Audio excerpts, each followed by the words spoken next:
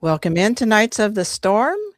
Today is Saturday, April 18th, 2026. I am your host, Karen Carpenter, and I have my co-host, Jason Barker, with us today. Good morning, good afternoon, good evening, Jason. Hey, what's going on, Karen?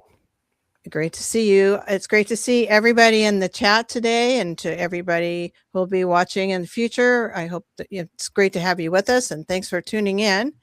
Today we have our special guest is Major Tom Haviland, and Tom spent 20 years in the U.S. Air Force, retiring at the rank of Major.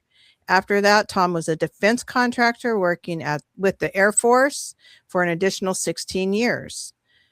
Tom is an electrical engineer and data analyst that has worked with fighter aircraft such as the F-16 Falcon, the F-22 Raptor, and the F-111 stealth fighter. Tom's career came to an abrupt halt in October 2021 when he refused to take the COVID-19 vaccine. This took Tom on a journey that eventually led him to the creation of 4 worldwide embalmer blood clot surveys to investigate the appearance of new and unusual white fibrous clots in corpses and their potential link to the COVID vaccines, as described by embalmers in the documentary Died Suddenly. The results of Tom's surveys are shocking and disturbing. And then we have a link to check out our website at Nights of the Storm. And I'm reading from the description under the video. Tom has quite an illustrious, technical, impressive career. It's great to have you with us today. Major Tom Haviland, welcome to Nights of the Storm. Well, Karen and Jason, thanks for having me on the show today. This is what we're going to talk about today, folks. These are these unusual white fibrous clots that embalmers with 20 or 30 years of experience, Karen and Jason, have never seen before until the years 2021, after the rollout of the COVID vaccines, most of them. And then this is another one of the clots. Take a look at this one. This is 5.5 inches long. It's about 1/2 inch wide. This particular clot was taken out of the abdominal aorta. It's one of the largest blood vessels in the body. So, like I said, these embalmers never saw these phenomenon before. They had typically seen in the past 2 types of clots, Karen and Jason. They had seen what's called grape jelly clots, and they look just like dark grape jelly. They dissolve easily in your hands. They've also seen something called a chicken fat clot, which is yellowish in color, small, and tears very easily. Much, much different than these large white fibrous clots, which are really tough and rubbery. The embalmers describe them as what looks like calamari, and they stretch like a rubber band and then stretch back into place. So a very unusual phenomenon. So what I've done is, Karen, I've got a presentation that we can go through that kind of tells my whole story of how I was doing my thing in the Air Force, and then all of a sudden got fired from my job, and then went into research on the clots and do these embalmer surveys over the last 4 years. So if you want to, Jason, you can go ahead and bring that up, and we can get started. I think this is a great contrast because you were not an embalmer. We had Richard Hirschman, who had, is hands-on with the clots and embalming, but you're not. So something moved you to delve into this and investigate, get some data, and try to. So you could have just kept quiet, but you chose not to. So I'm sure that you're going to tell us what courage is contagious. I see on one of your slides here. So you clearly you have courage, and I appreciate that. And I'm so it's so good to see someone who actually took a stand when they could have just laid low. So please continue. Thank you, Karen. Yeah, I gave this presentation last July at the Red Pill Expo, hosted by G. Edward Griffin. I don't know if you're familiar with him. He wrote Absolutely, I am. For Jekyll Island. Yeah, he Oh, was yeah. on to communism way back, like in the 1960s, warning us about Marxism and communism. He also wrote World Without Cancer about B17 or amygdalin, which we've talked about quite a bit on our show. Yeah, Ed's about 90 years old now, but Yes. he was still getting around just fine. So it was really a pleasure. He actually called me and said, Tom, I want you to come speak at our Red Pill Expo last year. And I did so. So I titled my presentation, Why Doctors and Embalmers Fear to Speak Out About Deadly Vaccines and Killer Blood Clots. Now go to the next slide, Jason.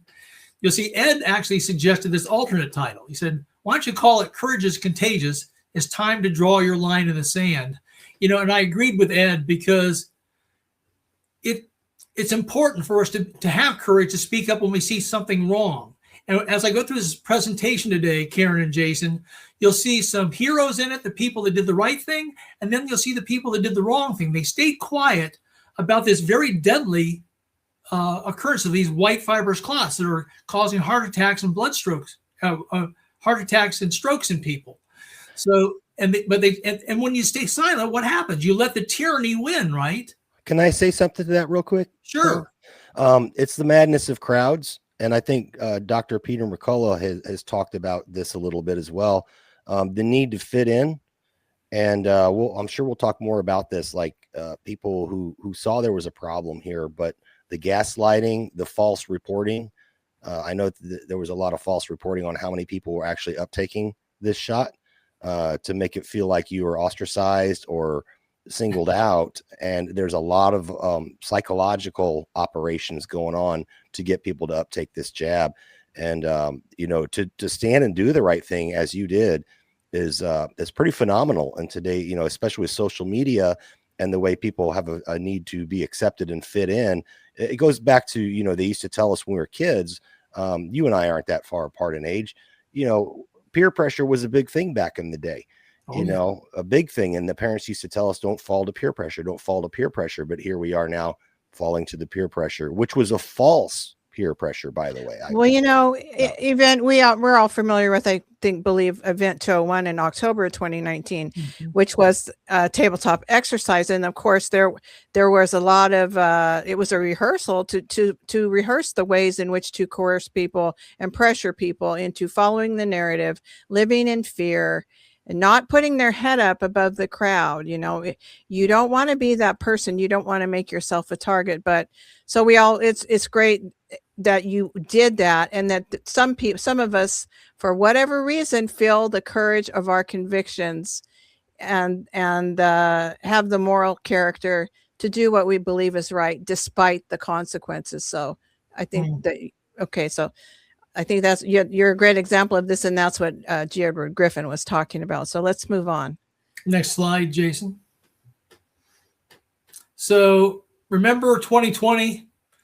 Yeah, when the virus came around, there were no vaccines yet. They were making us wear these masks. I feel a little guilty myself, you too. I played the game to a certain extent. I went into a restaurant, I wore the mask until I got to my seat. Then when you got to the table, then you're allowed to take off your mask and eat, right? It made no sense at all, right? 6 feet of distance. The whole thing was just bizarre, right? I think we're trying to isolate us. That's, you made you feel like you're isolated, like you were talking about. Well, we have, and we've talked about this quite a lot too. We all have a biofield, an electrical field, a heart field, and we feel each other's energy. We connect. There's power in a hug. There's power in community. If we're in a community and we can talk about these things and say, this makes no sense whatsoever. But when we're isolated, we think we're not sure, maybe we're the crazy one. Maybe we should just go along. So the power of us being able to gather and communicate, you can't communicate too well when you have your mouth covered by a mask. We can't see each other's facial expressions. The power of the smile is so powerful and contagious so that they had to shut down our communication and our sense of community, isolate us. Also, you saw what the damage it did psychologically to people. You still see people wearing masks, still see people that don't make eye contact. People started looking down at the ground, still don't make eye contact. I still see people standing 6 feet apart in the grocery store line when that's absolutely not necessary. And we later learned that 6 feet was arbitrary, basically. And we saw the psychological damage done to children who lost IQ points. Yeah, families were canceling Thanksgiving and Christmas, Karen. Right. Remember that? Right. And all for a virus, by the way, right, that had a death rate of 0.3%. It had a survival rate of 99.7%. And the average age of death from COVID was 80 years old. So it was mostly the elderly. So think about the things that all society went through, all for that. And it still isn't normal. It will never. It's not. There's a new normals. I know you're going to talk about new normals at some point, most likely, but things would never return to the way that they were. It's amazing the power of these social engineering campaigns and how malleable we are, which of course it was known how easy it is to control us and to mold us socially. And we still see the repercussions of that. Let me give you my little story about being exposed to what the tiptoe to tyranny, and then recruiting people to be their foot soldiers for enforcement. So I worked every day, even through COVID. I worked. I didn't get to stay at home. We had an ongoing project for 82nd Airborne we were doing that had a certain, set date to be completed. So I was going to work every day. And my wife was the one going to the grocery store and doing all that stuff. So at one point I finally got sent home for a while, and I was like, I'll go to the grocery store. And I didn't realize how bad it had gotten. I walked into the grocery store. I had to have a mask, of course, because that was mandated by the military that I had to wear a mask. And I walked in, and I'm just walking up and down the aisles, and I hate grocery shopping. I never know where anything is. I usually got to call my wife and say, where's the spaghetti? Where's the sauce? Where's this? And she's like, go to aisle 4, I drive her nuts when I go. Anyway, I'm walking up and down the aisles, and I got people looking at me like I'm Satan himself, because I didn't realize that there was a directional path you had to walk through. You go up one aisle, down the next. And it was like going through a queue to get on the roller coaster. And if you miss something, guess what? Get back in the queue, because you got to stay 6 feet apart. And I had no clue that it had gotten that bad. So I'm like, you people are insane. What's going on here? Ridiculous, isn't it? Yeah. Next slide, Jason. Oh, yeah, sure thing. We all saw that. Yeah. Then, but of course, in 2021, it got worse, right? That's when they brought out the COVID-19 vaccines. At first they asked you to get the jab. They say, please get the jab. You want to protect yourself. You don't want to give other people COVID. You certainly don't want to kill grandma. Then they kind of changed their tune a little bit where they didn't get the satisfactory uptake. They said they started bribing you. Remember, they started giving cash money or hamburgers or French fries, donuts, food. Yeah. Or privileges like being able to go to the movies. That's what got most of the military that volunteered when it was voluntary, was that they like to take their family. I don't know what it is about Army folks, but Army with families always pride themselves in what restaurants are around and what shopping malls, and they were denied that, and they wanted to get back into that social interaction and time with their family. So they all took the shot to be able to get that little that carrot, if you will. Wow. But then, of course, it got worse, right? Then they finally mandated the vaccines. They showed the tyrant bared their teeth, right? They showed their true colors. They said, now we're going to make you take this jab, or else we're going to fire you from your job. We're going to kick you out of college. We're not going to let you go to the baseball game, like you say, or go to the concert, or go to the movies. We're not going to let you fly on an airplane unless you get these jabs. They were trying to make us non-citizens if you didn't get the jab, right? You felt like you were going to be a non-citizen. So it was really, I thought, sinister what they did. Well, what was a real red flag to me, and we can remember all of us can remember Fauci, who can't throw a baseball over home plate, was at a baseball game with his mask down, sitting there. Like there's nobody in the stands but him and his family or friends or whatever. And their masks are down on their chin. And we saw it in a lot of press conferences.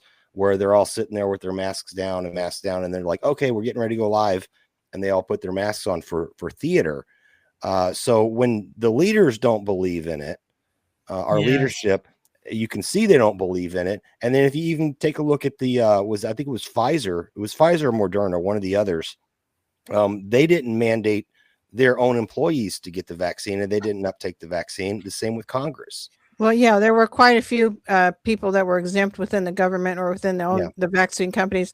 And I live in California, and we're, very famously, Governor Newsom was at the Chinese Laundry having a fancy, very expensive dinner, partying, so it was clearly rules for thee and not for me. So that makes you wonder, how dangerous was this supposed virus? Well, we all know. They knew it wasn't. It was the point was to get us, the common folk, to take the vaccine. And I do have a letter I want to get to at some point, Karen, that's from California, where they actually referred to Tom's work here. And okay, let's let Tom get a little further through his. We're really going slow here. No, it's okay. We're good on time. A lot of chatting here. Next slide, Jason. Okay. So I don't know where you guys were, but I know where I was in October 2021. I was working at Wright-Patterson Air Force Base, Ohio. I had long time hung up my uniform. I had done my 20 years in the Air Force, retired at the rank of major. Then I was on my 16th year as a defense contractor. So I put 36 years in with the United States Air Force. This is a picture of me and my lovely wife, Joy. Now, Joy's from Kenya, Africa, which is interesting because Kenya had very little uptake of the jabs. And guess what? They've had no problems with excess mortality the last 4 or 5 years. Conversely, the United States, Canada, UK, most of Europe, Australia, places where there was high uptake of the COVID-19 vaccine, you've seen 10% plus excess mortality the last 4 or 5 years. So that should tell you something right off the bat, right? So I actually have a chart on that if you want to take a look at it, Tom. Yeah, I bought Ed Dowd's book. He did some great work on that. Oh, yeah. I follow Ed's work, closely. Yeah. And I'll talk about Ed a little bit later. Okay, great. Go ahead, Real quick, Jason. Since we're talking excess mortality, and one of the things that we did, and this issue with the vaccine is why I really wanted to get into podcasting, to help people, to inform people. And of course, we got kicked off of YouTube for life, medical misinformation. But so here, if you take a look at the CDC numbers, they excess mortality was on a downward trend, a very steep downward trend, all the way up until the release of the vaccine, and then it spikes. And then the CDC no longer reports those numbers. There's a new system that you can log into, but number one, you have to apply for it. You have to be a medical professional. And then if you are accepted, you are not allowed to publish any of the data. Oh my goodness. See, they're secretly hiding the numbers. That tells you what's going on, right? So this is why I brought this up this morning. Hold on. My camera went out. Can you see me now? I can. Yeah, I just had a weird thing. My camera just shut off. They're watching us. They're listening to us. And NSA's listening. So this is about the time that the CDC numbers cut off.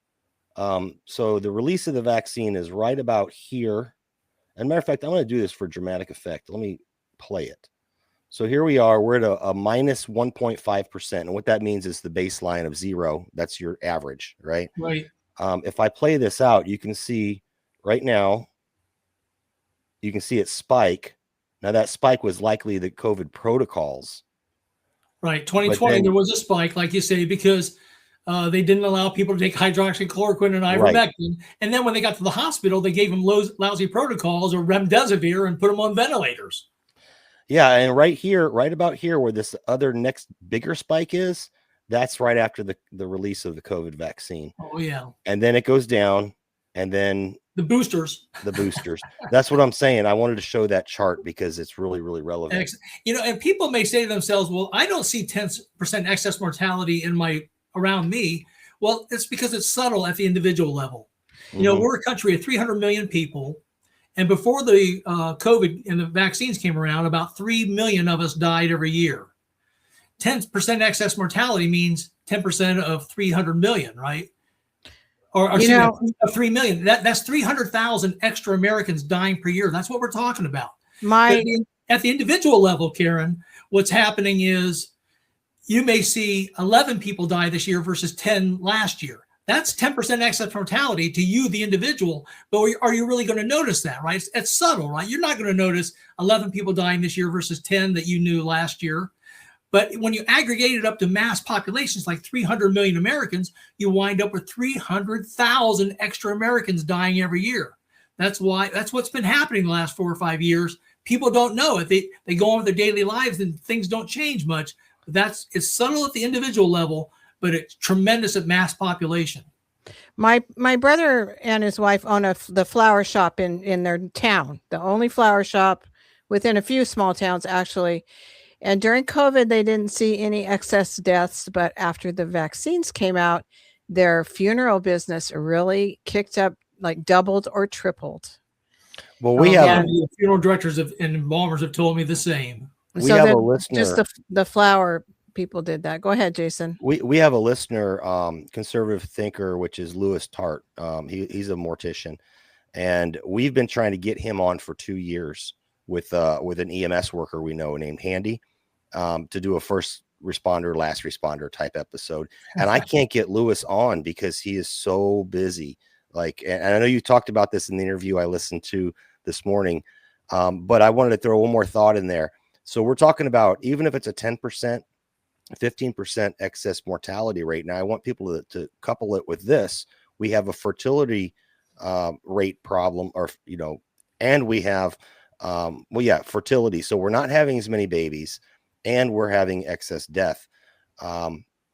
It makes you wonder if this is why they're not doing I don't want to call it replacement migration, even though the UN wrote about this in 2009 or something like that. They actually had a document projecting out all of these nations that would require, because of aging and declining populations, they would require mass immigration to be able to fund these social programs and whatnot. And all these nations that they listed in that document, and we've talked about it before, are actually the ones that were the highest uptake of the vaccines. So it makes you wonder if it's a plan. I don't know, but somehow they knew. I think you're right. Japan's one of them. Yeah. You can go to the next slide. So I was working in a really fun shop. I was working at this is a picture of an F-16. I was working in an F-16 foreign military sale branch, and we were upgrading jets for the countries of South Korea and Singapore. So I got a chance to go to South Korea and Singapore every so often.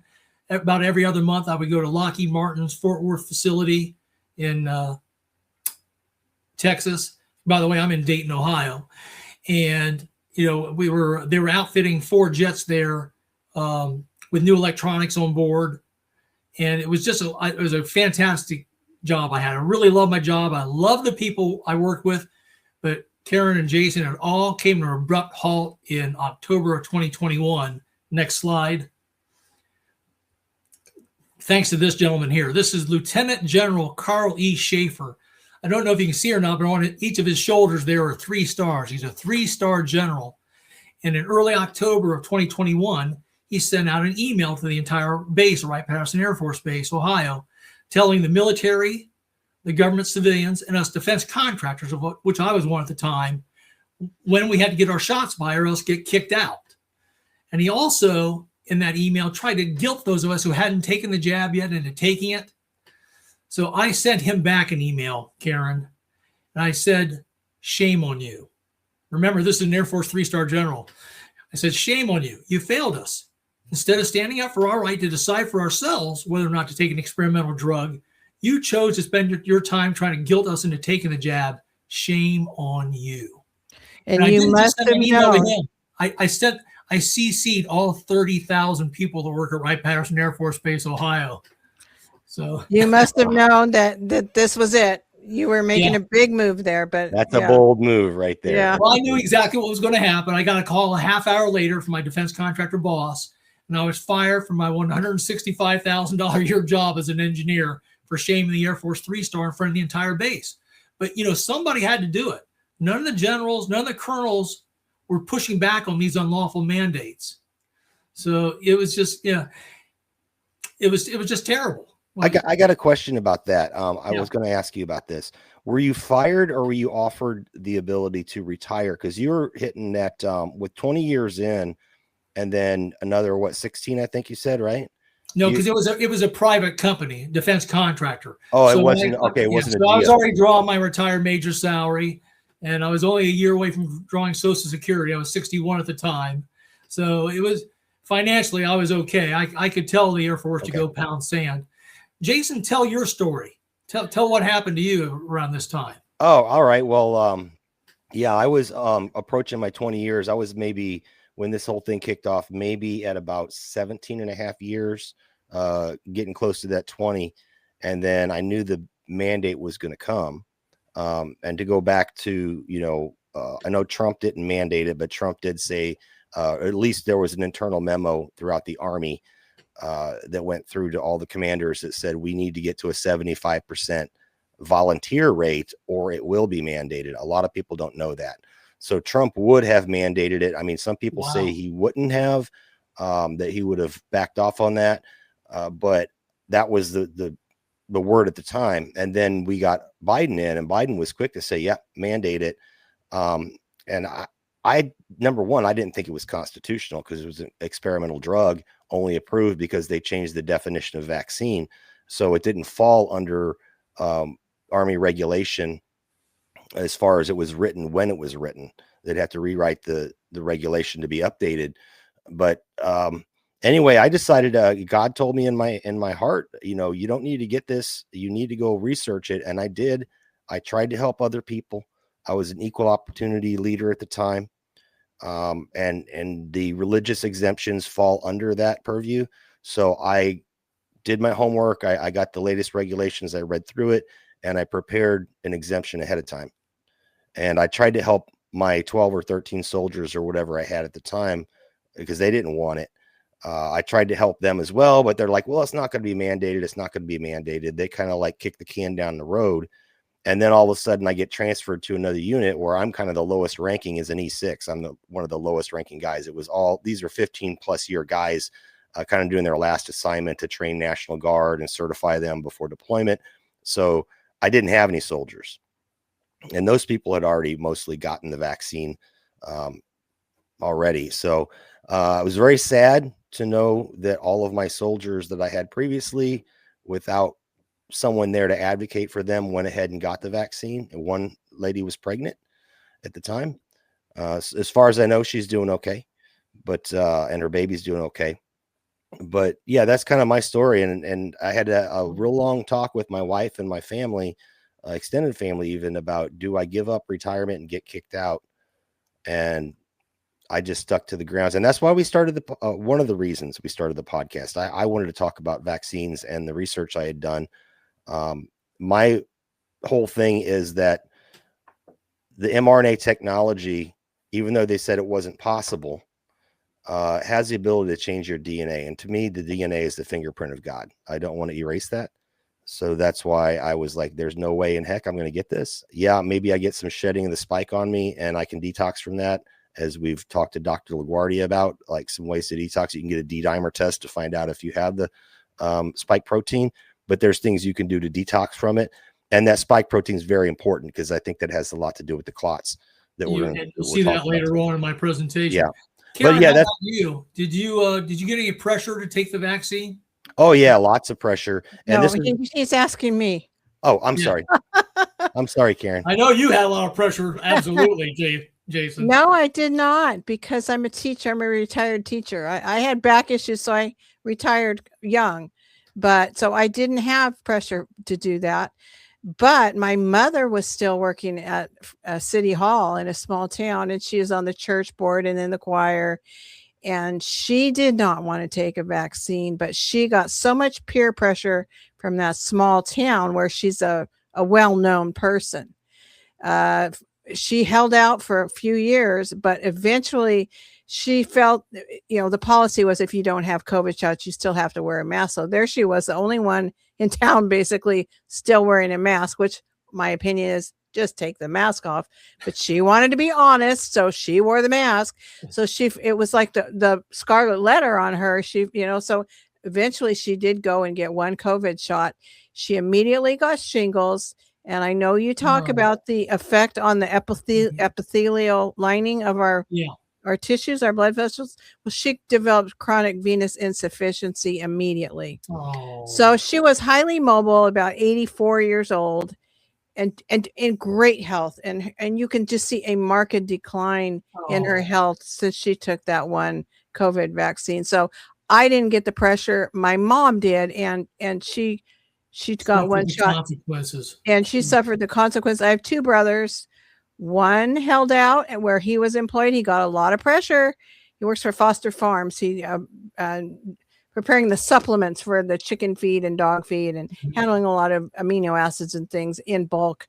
So that was where he worked. He really wasn't in close contact with anybody, but still, they had a man. They were asked to get shots, but he kept holding out, and eventually those requests were lifted, so he didn't get any. My other brother did get some. So, but luckily in my family, we all respected each other. Nobody got ostracized. We continued to have family gatherings, and nobody was shunned or shamed for either getting the vaccine or not getting the vaccine. So awesome.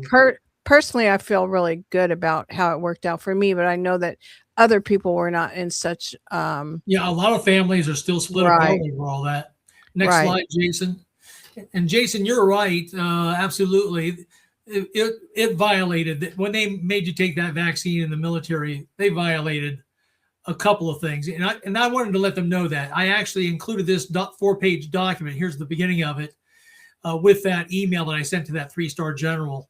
Basically saying, I wanted them to know that it wasn't an emotional decision I made. It was based on pure logic and data. And in terms of data, our own CDC wasn't putting out very good data at all. So I went to the UK. They have a counterpart to the CDC that's called Public Health England, or UK Health Security Agency. And they were putting out very good data in the fall of 2021 at the same time that, I was being mandated to take this vaccine. And they had one document in particular called SARS-CoV-2 Variants of Concern, Technical Briefing 23. And in that document on pages 19 and 20, there's a table 5, and it showed hundreds of thousands of breakthrough cases of COVID amongst the fully vaccinated by the early fall of 2021. At the very same time over here in the US, they were saying this was a pandemic of the unvaccinated. So they were lying to us, and they knew they were lying to us. In addition to that, I knew of the existence of the Nuremberg Code. That's what the civilized countries came up with at the end of the World War II to try the Nazi doctors. And in that document, they said that when anybody is going to participate in an experiment, that has to be voluntary, not mandatory. And you have to give them what's called informed consent. You have to let them know, for example, how long the experiment's going to last. Not that, hey, we're going to give you 2 doses of Pfizer or Moderna, and then, I guess we're going to have to give you some boosters because these aren't lasting too long. They didn't know. Also, things like that, they needed to know, you deserve to know the side effects, right? Not guess as to whether or not you're going to get cancer years later after taking this shot. So they were violating the Nuremberg Code. They were violating the actual data that was actually already showing at that time problem with the vaccines. So next slide. I real quick, I'd like to dovetail that real quick, because when it came down to the point in the military for me, when they rounded us up like cattle and sent us to the gym where they had taken the basketball courts and they had set up a vaccination place there, like mass vaccination, because the deadline was hit. So if you don't have a vaccine passport or something, if you didn't go out in town and get it, then it was a formation. You know how it goes. It's a formation, fall in. Okay. Go ahead and go in there. And if you raise your hand, if you wanted to refuse, and they literally had us outside with engineer tape roped off in like a little, my goodness. Like you're in a quarantine area. Yeah. And this is the the ostracization portion of it, and we were right out there where everyone could see us. These are the people who are refusing to get it. And we had to stay. And then after everyone got all their shots, and there was nowhere to sit, there was no shade. And so then, and this is in Georgia, by the way, it's hot in Georgia. Yeah. It's your punishment for refusing to obey, take their order, to take the unlawful order to take the vaccine. Well, here's the thing. You talked about informed consent, and that's why this is important. They filed us in after they were done giving everyone their jabs. They filed us in, and we had to watch a movie that dispelled all of the myths, supposed myths, which I had already done the research, and I already knew that they knew this was incorrect. But they were dispelling all of these supposed myths and medical misinformation to try to get us to go ahead and take the shot. And we had to do that. I think I had to go three weeks in a row. I had to go do that, get corralled. How dare you, Jason, be vaccine hesitant? But that's like the opposite. Don't you know they're safe and effective? They've told you that 100 times. They're safe and effective. Well, that's the opposite of informed consent, because I was informed and I knew that what they were saying was a lie. So that's misinformed consent. Good for you. I know. Next slide. No critical thinking allowed. Shame on you. Okay, so what do you do when you're fired from your $165,000 a year job and go into early retirement? Well, I'll tell you what I did, Karen and Jason. I took to the streets. That's me in the middle there holding that sign saying no vax mandate. This was in January of 2023 at or 2022, excuse me, at a Defeat the Mandates rally that took place there. It was a very cold January day. Dr. Peter McCullough was there, Dr. Robert Malone, RFK Jr. gave the keynote address at the end.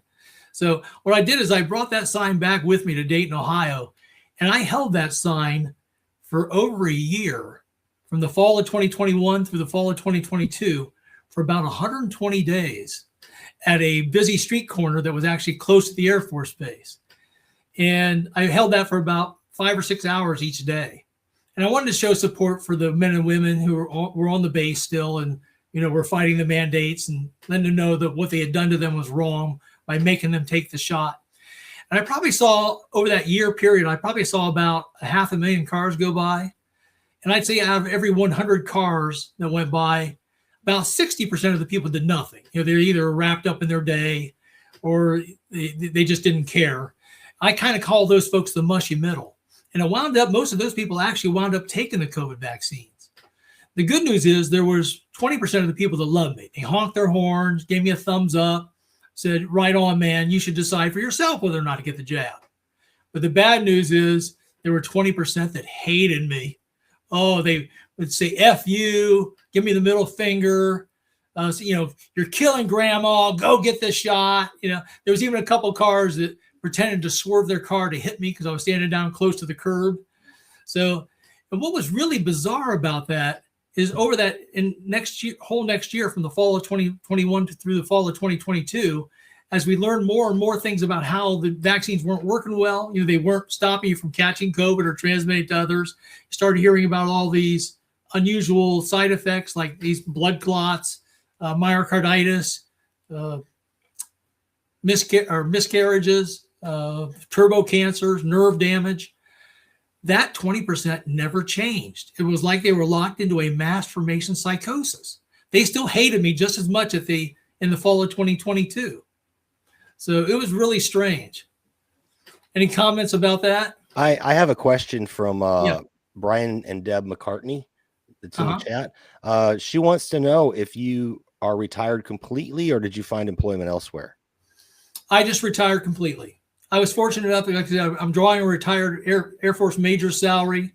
I'm drawing Social Security, and my wife is 10 years younger, and she still works. So we could swing it financially, even though we had 2 kids at college at the time. We had 1 kid at University of Dayton and 1 at Miami of Ohio, and those are 2 expensive schools, and we were paying them full fare for that because of my income level.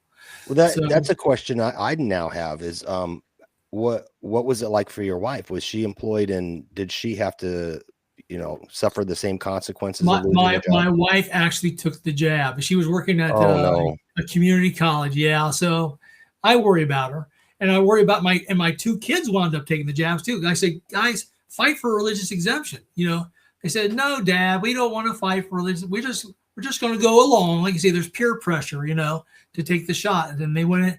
So now I have to wonder whether my 21-year-old daughter is going to be able to have kids someday. So this is a mission of great importance to you. That was part of my motivation. You asked earlier about what my motivation is. That's part of my motivation, is to get these shots off the shelves. I don't want to see anybody else potentially damaged by them. So, You know, my daughter also got the shots, and I have a healthy, happy grandson now. So don't worry too much. yeah, and we think actually a lot of the shots were duds. If you remember, there was a cold storage requirement when the shots first came out. They had to be kept like at minus 40 Celsius, and before they were being used.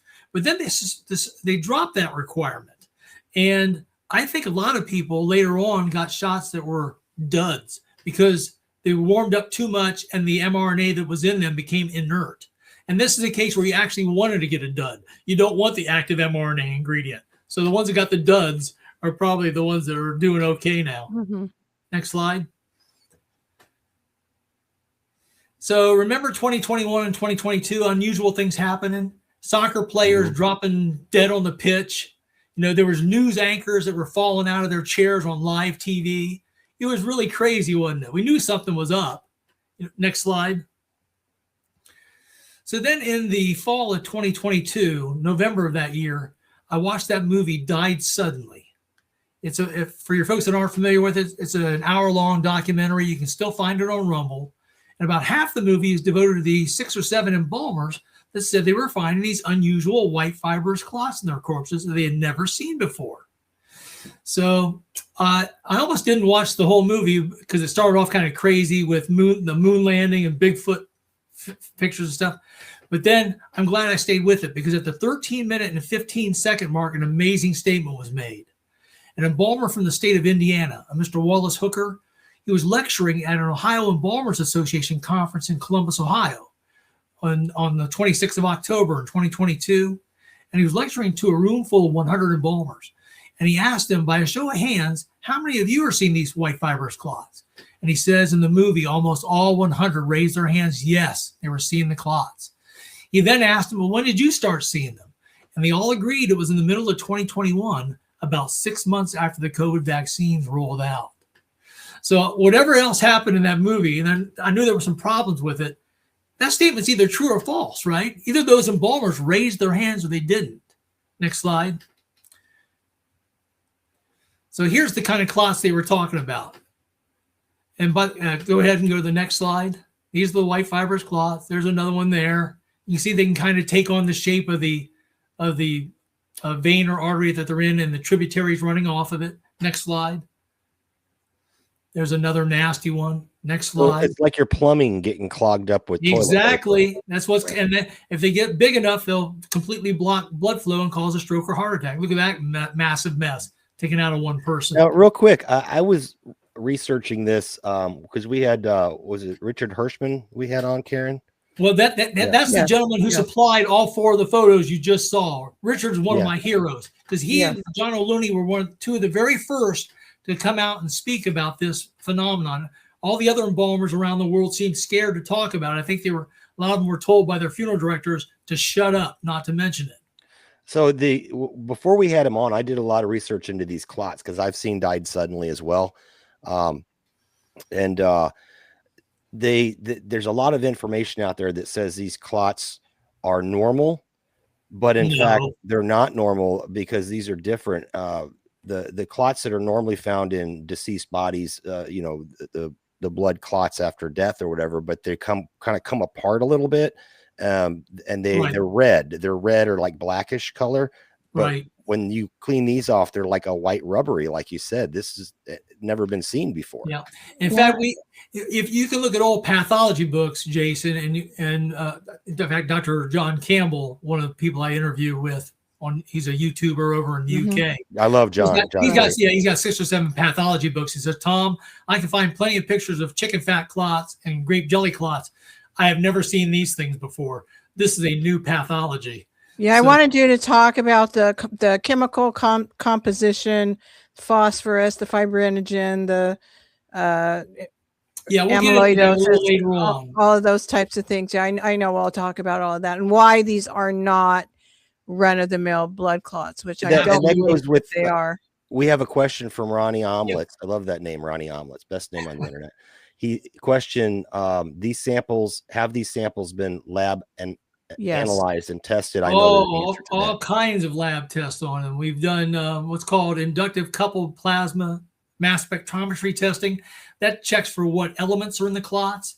And basically, these white fibrous clots contain very little magnesium, potassium, or iron, which are in high amounts in normal blood. Iron's what gives blood its red color, for example. Conversely, they found high amounts of, as Karen said, phosphorus in these clots. And by the way, remember what delivered the mRNA vaccines was a phospholipid nanoparticle, right? And also the spike protein that's produced by the mRNA from the vaccine becomes phosphorylated as well. And what it's doing is it's binding with our natural blood clotting protein fibrinogen. And I'll show a photo of exactly what that looks like later in the presentation. They've also done what's called high performance liquid chromatography testing. That test for what compounds are in the white fibrous clots. And for example, the fibrinogen that's in these clots, and our fibrinogen is produced by the liver. It's a protein produced by the liver that's used in natural clotting process. But in the natural clotting process, there's 3 chains of fibrinogen. There's an alpha, beta, and gamma chain of fibrinogen. You can think of them as 3 small ropes, and they intertwine to form a stronger rope that becomes fibrin. Well, and that they're usually in a 1:1:1 ratio. In these white fibrous clots, they're not. They're in a bizarre 9:4:1 ratio. There's the fibrinogen beta chain is 36% of the clot, the gamma chain is 16% of the clot, and the alpha chain is only 4% of the clot. So we know something is happening to the normal process for which liquid fibrinogen converts into a white solid fibrin that's used in the normal clotting process. There's also been other testing, one called thioflavin T testing, that is a stain that you put on the clot, and then you look at it under a UV light. And if it shows up bright green under the UV light, that's confirmation. That's what's called a amyloid protein, AMYLOID, which is just a fancy term for a misshaped or misfolded protein. And that's exactly what's happening in these things.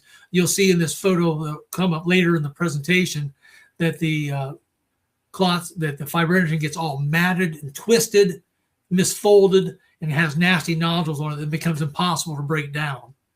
Do you feel that this is the amyloid, the misfolding? And I'm very familiar with that. I had a family member I thought may have had amyloidosis, so I did a lot of research on that. Yeah. Do you feel that we've seen a lot of an uptick in memory issues? Absolutely. Yeah. So it's related to these neurological diseases, right? Alzheimer's, Parkinson's, dementia. People usually over a long life period, right? And when you get in your 70s, 80s, and 90s, when you start to see people develop dementia, those kind of things, because it's a slow buildup of amyloid material, the misfolded proteins in the brain. This is the first time we've ever seen an occurrence of amyloid material, misfolded proteins in the bloodstream, in the veins and arteries throughout the entire body. So this is a brand new pathology that's never been seen before. That's what makes it so special and so deadly as well. I wanted to talk about that, the brain fog, because you mentioned that on the other podcast I had listened to earlier this morning. And I know you're going to get to the microclotting. I won't try to get the cart in front of the horse here, but anything that's plugging your plumbing, which, like you said, we have iron in our blood. Iron is what carries the oxygen. The oxygen exchange is what we need to function biologically, and the brain especially needs it. I know I was having brain fog, and I actually did a show with Dr. LaGuardia on brain fog. I was kind of attributing that to EMF and possibly 5G. But, after listening to what you talked about, I think that this reduction of blood flow could be a portion of that brain fog that I think a lot of people are experiencing. A lot of people, even the unvaccinated, Jason, could be shed on and could be experiencing some of these symptoms. Dr. Peter McCullough and Nick Holscher, his assistant, have put out a paper recently that showed that in vitro, in a petri dish, they showed nanokinase was able to break down 84% of the microclots in that petri dish. Yeah. So he prescribes to his patients a combination of nanokinase, bromelain, and curcumin to help clear the body of the spike protein if somebody's got a lot of spike protein in their body from the vaccine. And then it also can help break up some of the microclotting before it aggregates and become these white fibrous clots. So anyways, Richard's one of my heroes. He supplied, and he said, by the way, Tom, I've got over 250 photos on my phone from clots, white fibrous clots, out of over 250 different people. So that's, yeah, Richard's prolific. He's a trade embalmer, and he embalms about 300 bodies a year or more. Next slide. Are you going to mention the various doctors and embalmers who have given you testimony with their names attached to it at some point? Okay, great. We'll hit that in a few minutes. Okay. So going back to the Died Suddenly movie, like I said, I watched it. I listened to that terrific statement by Wallace Hooker about the 100 embalmers raising their hands saying they were seeing the clots. I watched the movie the night it premiered in November 2022. It was Monday of that week, Thanksgiving. And I got it for very next morning, Tuesday. And I said to myself, I don't think any reporter is going to chase after this story. So I called the Ohio Embalmers Association. They're located in Cincinnati. I live about an hour north in Dayton. I talked to their president, Mr. Dan Becker, their vice president, Mr. Woody Wilson, and their secretary, Mr. David Hicks. I asked all three gentlemen, hey, did you happen to be in the room at the time that those embalmers raised their hands? Well, none of the three of them happened to be in the room at the time. However, Mr. Woody Wilson, who runs his own funeral home up in Marysville, Ohio, and he does his own embalming. A lot of funeral directors do their own embalming. Woody said to me, Tom, I'm seeing the white fibrous clots too. So that was my wow moment, right? I now had an official officer, the vice president of the Ohio Embalmers Association, who later on became the president of that association, corroborating these 6 or 7 embalmers in this Died Suddenly movie, saying he was seeing the clots too. So right there and then I decided to do a nationwide survey, which I later then turned into a worldwide survey by including Canada, the UK, and Australia and New Zealand to see how prevalent these white fibrous clots were.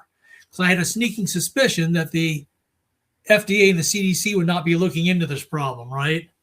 So next slide. Can I ask a question? Sure. From Karen R. Peterson. Could anyone live with these clots and not be detected until after they died? That's always boggled my mind about them. Yeah, I mean, because a lot of times that's why they call the movie Died Suddenly. Because a lot of times the clots are growing, and it may take months to even a few years for these clots to grow to the size where they completely block a blood vessel. While there's still able for blood to flow around the clot, you may feel just fine. You may feel asymptomatic. In fact, we know of cases where people have gone like hiking in the Rocky Mountains, and then a couple of days later, they had their stroke or heart attack, and then the clots were found inside them. So you may feel just fine up until the point where you suddenly have a heart attack or stroke. I do got to mention one observation I made. I was also the master fitness trainer when I was still in the military, and master fitness trainer kind of like lead PT and administer the new ACFT or the PT test that we had at the time. And when everybody went home for work from home time, and then they came back, first it was with masks, and then they got the shot, and then it was without masks. I expected people to be out of shape, right? I expected them to be winded easy, their run times to decrease or increase, actually. Yeah, right? Exercising. Yeah. But we hit it hard, and we got people, tried to get people back in shape right away, and it just never returned to the level of performance. And I think that the lack of blood flow has a lot to do with that, because you need to have good blood flow. You got a VO2 max and things like that. You have to consider how much oxygen can you get to your muscles as quickly as you can to be able to run your 2 miles or 3 miles or whatever you're running, do your push-ups, your sit-ups, your deadlifts. But I just noticed that people that were in prime shape, and they claimed they were doing PT on their own at home for those several weeks that we were locked down. And I don't doubt, because some of these people were gym rats. They were nuts. So I know that they probably had a gym in their garage, never returned to normal. And I think that's because of potentially because of blood flow. Absolutely. Yeah. If you're not getting good distribution of your oxygen, and part of it's being cut off, then your performance will go down. One of the this is a slide out of my 2024 survey. question was, did you observe any large whitish fibrous structures, clots, as seen in the photo above? We provide photos in the corpses that you embalmed in year 2024. As you can see there, of the 301 that took the survey, 250 of the embalmers, 83% said they were seeing the white fibrous clots, compared to only 17% that said they were not. So next slide. Of course, the next natural question you ask them, okay, what percentage of the corpses that you're embalming have these white fibrous clots in them? And if you average all the bars together, including the green bar where 43 embalmers said they saw none, you still get an average of 27.5% of the corpses in year 2024 contain the white fibrous clots. So this is not a rare phenomenon. These things are quite prevalent, Jason and Karen. It's scary, isn't it? And it makes you wonder, if it's this prevalent in the dead, well, what percentage of the living are walking around right now with these things forming inside them to the point where they might eventually completely block a blood vessel, giving you your stroke or heart attack? Hey, Karen, can I play that video I have right now? Because you mentioned the word rare, Tom. Yeah. I just Sure, wanted, go ahead. this is very relevant because Go for you're it. talking year 2024 and 2023. So you started 3 years ago, right? I actually started in 2022. Okay, so 4 years ago. I just want to show the audience this. This is a news report I found that is 5 years old. It's only got 1,000 views. I wonder why. Yeah, it's been suppressed. Shadow banned. Yep, 5 years ago. I'm going to go ahead and play this. I'm going to mute myself so we don't get an echo here. It's very short, but this is just to show people that they knew about this beforehand, and they called it rare. They used that word rare. No, they still do. Yep, here we go. I'd like to get back to that breaking news from the FDA and the CDC. Good morning. If you're just joining us, both organizations are recommending an immediate pause on the Johnson & Johnson single-dose coronavirus vaccine after 6 people in the U.S. developed a rare disorder involving blood clots. So basically, they just want to pause and study the effects that they've seen in these 6 people. Here's what I can tell you. The 6 people who've been impacted are women, all of them, between ages 18 and 48. They've all developed these rare but serious clots. One woman apparently died. A second woman has been hospitalized in critical condition. The clotting issue is similar to the one reported after the use of the AstraZeneca COVID-19 vaccine, which has not been authorized for use in the U.S. So that was going on in Europe. It's also similar to an event that occurred during Johnson & Johnson's U.S.-based clinical trial. And if you remember that, All right, I think that's enough to get the point across. They knew about Jason, it. What's interesting about that J&J shot used a different technology. It's not an mRNA-based shot, but it has the same result. Its result is produce the spike protein, and that's what's causing the damage in these people. And that shot was interesting is they did pull that shot off the shelf in, I think, April or May of 2021, shortly after they had introduced it, but they only paused it for a month. And then they brought it right back again and they let people take it for a whole nother year until May of 2022. And they finally said, no, we're taking it off permanently. And now if you need a booster, you're going to have to get Pfizer or Moderna as your booster. So it was sinister even then when they paused it and then still brought it back, knowing it was damaging people. So I asked my daughter's obstetrician about that when she was pregnant. I said, what do you think about the COVID vaccines? You think, oh, well, there's only been 4 or 5 cases. And this was what she was talking about, the Johnson & Johnson cases. So she thought those were the only instances of any issues whatsoever. oh, And this is a CNN report she's relying on instead of doing the research that we all were doing. And There you this go. is an obstetrician taking care of pregnant women. It was just so concerning. So and we had hits in the. I mean, we saw famous people. Gal Gadot had a blood clot in her brain. We saw Jamie Foxx. We saw DeMar Hamlin for the Buffalo Bills fall over on Monday Night Football against the Cincinnati Bengals. And Henry Aaron died a week or two Hank after. Aaron. Yeah. Well, Justin Bieber and his wife. We'll talk about them a little later. And what so, I wanted to point out was that with that news clip, I don't know when that was released. I know when it was uploaded, which was 5 years ago, but we can kind of date it by knowing when things were approved or not yet approved with EUA. And so we can date that to the very beginning of the Yeah, shot. that was April or May of 2021 from the way she was Right. talking. Absolutely. And they knew about this. So going back to the informed consent, there was a risk of something that was potentially fatal and had been fatal already, and they didn't tell anybody about it. And the information sheets that came with the vials of the vaccines were blank. Yep. There was no information whatsoever about any potential side effects. So there was no informed consent, that's for sure. Next slide. Yeah. One of the other questions we asked was, has your professional embalmer or funeral director association ever discussed the large whitish fibrous clots? And you see, out of the 301 that responded, only 52 of them, less than 20%, said that their funeral director associations are talking about the clots, despite the fact, if you remember that a couple slides ago, 83% of the embalmers said they were seeing the clots. So 83% are seeing the clots, but less than 20% of the funeral director association are talking about the clots. Next slide. So why is that? Why are funeral directors and embalmers afraid to speak out about the clots publicly? Well, I can think of a few reasons. First of all, the funeral business is kind of a private business, right? You don't talk about the dead, but I suspect there's something more going on here. A lot of these funeral directors, they mandated their employees of their funeral home to take the COVID-19 vaccines. So would you want to participate in a survey that might show a link between the COVID vaccines and these white fibrous clots if you mandated all your employees take the jabs, right? Right. Because you might be setting yourself up for a lawsuit if one of your employees gets injured.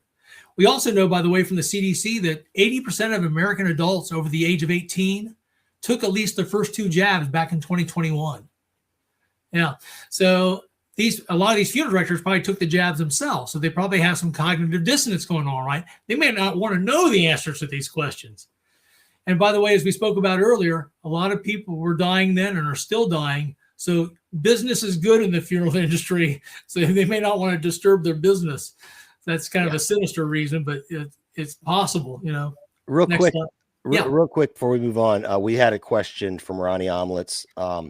Has Tom got clots from outside the U.S. about similar condition? Or I think I'm reading it wrong, but yeah, I know that your survey wasn't just within the United States. I don't know if you want to talk about that. People in Canada, UK, and Australia, and New Zealand are all confirming they're seeing the clots too. One of the strangest cases I have here is the British Institute of Embalmers, speaking about foreign countries. I have begged them for the last 4 years to take my annual survey. They will not take my survey. This is one of the letters they sent back to me. And it's really ironic because they have a website, and on their website, they have a code of ethics. And key point number 4 in their code of ethics is whenever they see something unusual in the embalming industry, they're supposed to investigate that. Well, these white fibrous clots are about as unusual as it gets, right? But so I think they're violating their very own code of ethics by not looking at this. So strange. Next slide. Another curious case for me was a case of Pennsylvania. They were actually my best responded in my 2023 survey that I did, that annual survey. When I send out the survey, by the way, we send it out to 50 national, regional, and state funeral director associations all over the world, each with hundreds of members under them. And we ask those association presidents to forward the email with a link to a SurveyMonkey survey that only takes about 3 or 4 minutes to take, basically asking questions. What are you seeing? When did you see it? What percentage of your corpses have these phenomenon? And we ask them to send that down to their active embalmers to take the survey. We also do a bottom-up approach. We looked up the email addresses for 1,700 funeral homes around the world. When I say we, by the way, I'm talking about myself and my assistant, Miss Laura Kasner. She's my SurveyMonkey expert. And we asked those 1,700 funeral homes, we send the link to the survey to them directly. We try to maximize responses. If everybody had responded to the survey, we should have gotten more like 5,000 responses. The best year we ever got was our 2024 survey. We got 301 responses to that survey. But going back to Pennsylvania, I asked their secretary, Miss Allison Hinkle, I said, hey, Allison, would you please forward that email that I just sent out to you a couple of days ago to your active embalmers to take the survey? And she did exactly as I asked, because in the next 2 days, I got 125 responses from embalmers in just that one state alone, Pennsylvania. about 70% said they saw the clots, about 30% said they didn't, which was about the average for that year's survey. But here's the strange thing, Karen and Jason. They've refused to take my 2024 survey nor my 2025 survey. Why would they take the 2023 survey, then decline to take the 2024 and 2025 survey, in spite of the fact that their own president, Mr. Chris Calvi Jr., sent me emails in both 2024 and 2025 saying, Tom, I'm having problems getting formaldehyde, the fluid from the elbows down into the hands of all my corpses because there's blockage in there from the clots. So, and what's interesting is Chris Calvi, by the way, about a month ago, he went on a One American News Network show with me, hosted by Riley Lewis. And he said on that podcast, he said, yes, I've been seeing these same white fibrous clots for the last 5 years. And Chris is currently seeing them in 30 to 40% of his corpses. So he's seeing them in the upper extremities, the lower extremities, all over the body. So, but isn't that bizarre? Despite the fact that their own president was seeing the white fibrous clots, and they knew that, they elected not to take my 2024 or 2025 survey. Can you see there's a cover-up going on here? Yeah, it makes you wonder. It makes you wonder who's applying the pressure, if it's the individual funeral homes. And I think there's been a consolidation of funeral home ownership, going away from the more independent local. And a lot of these funeral director associations, Karen, they have lawyers that sit on their board.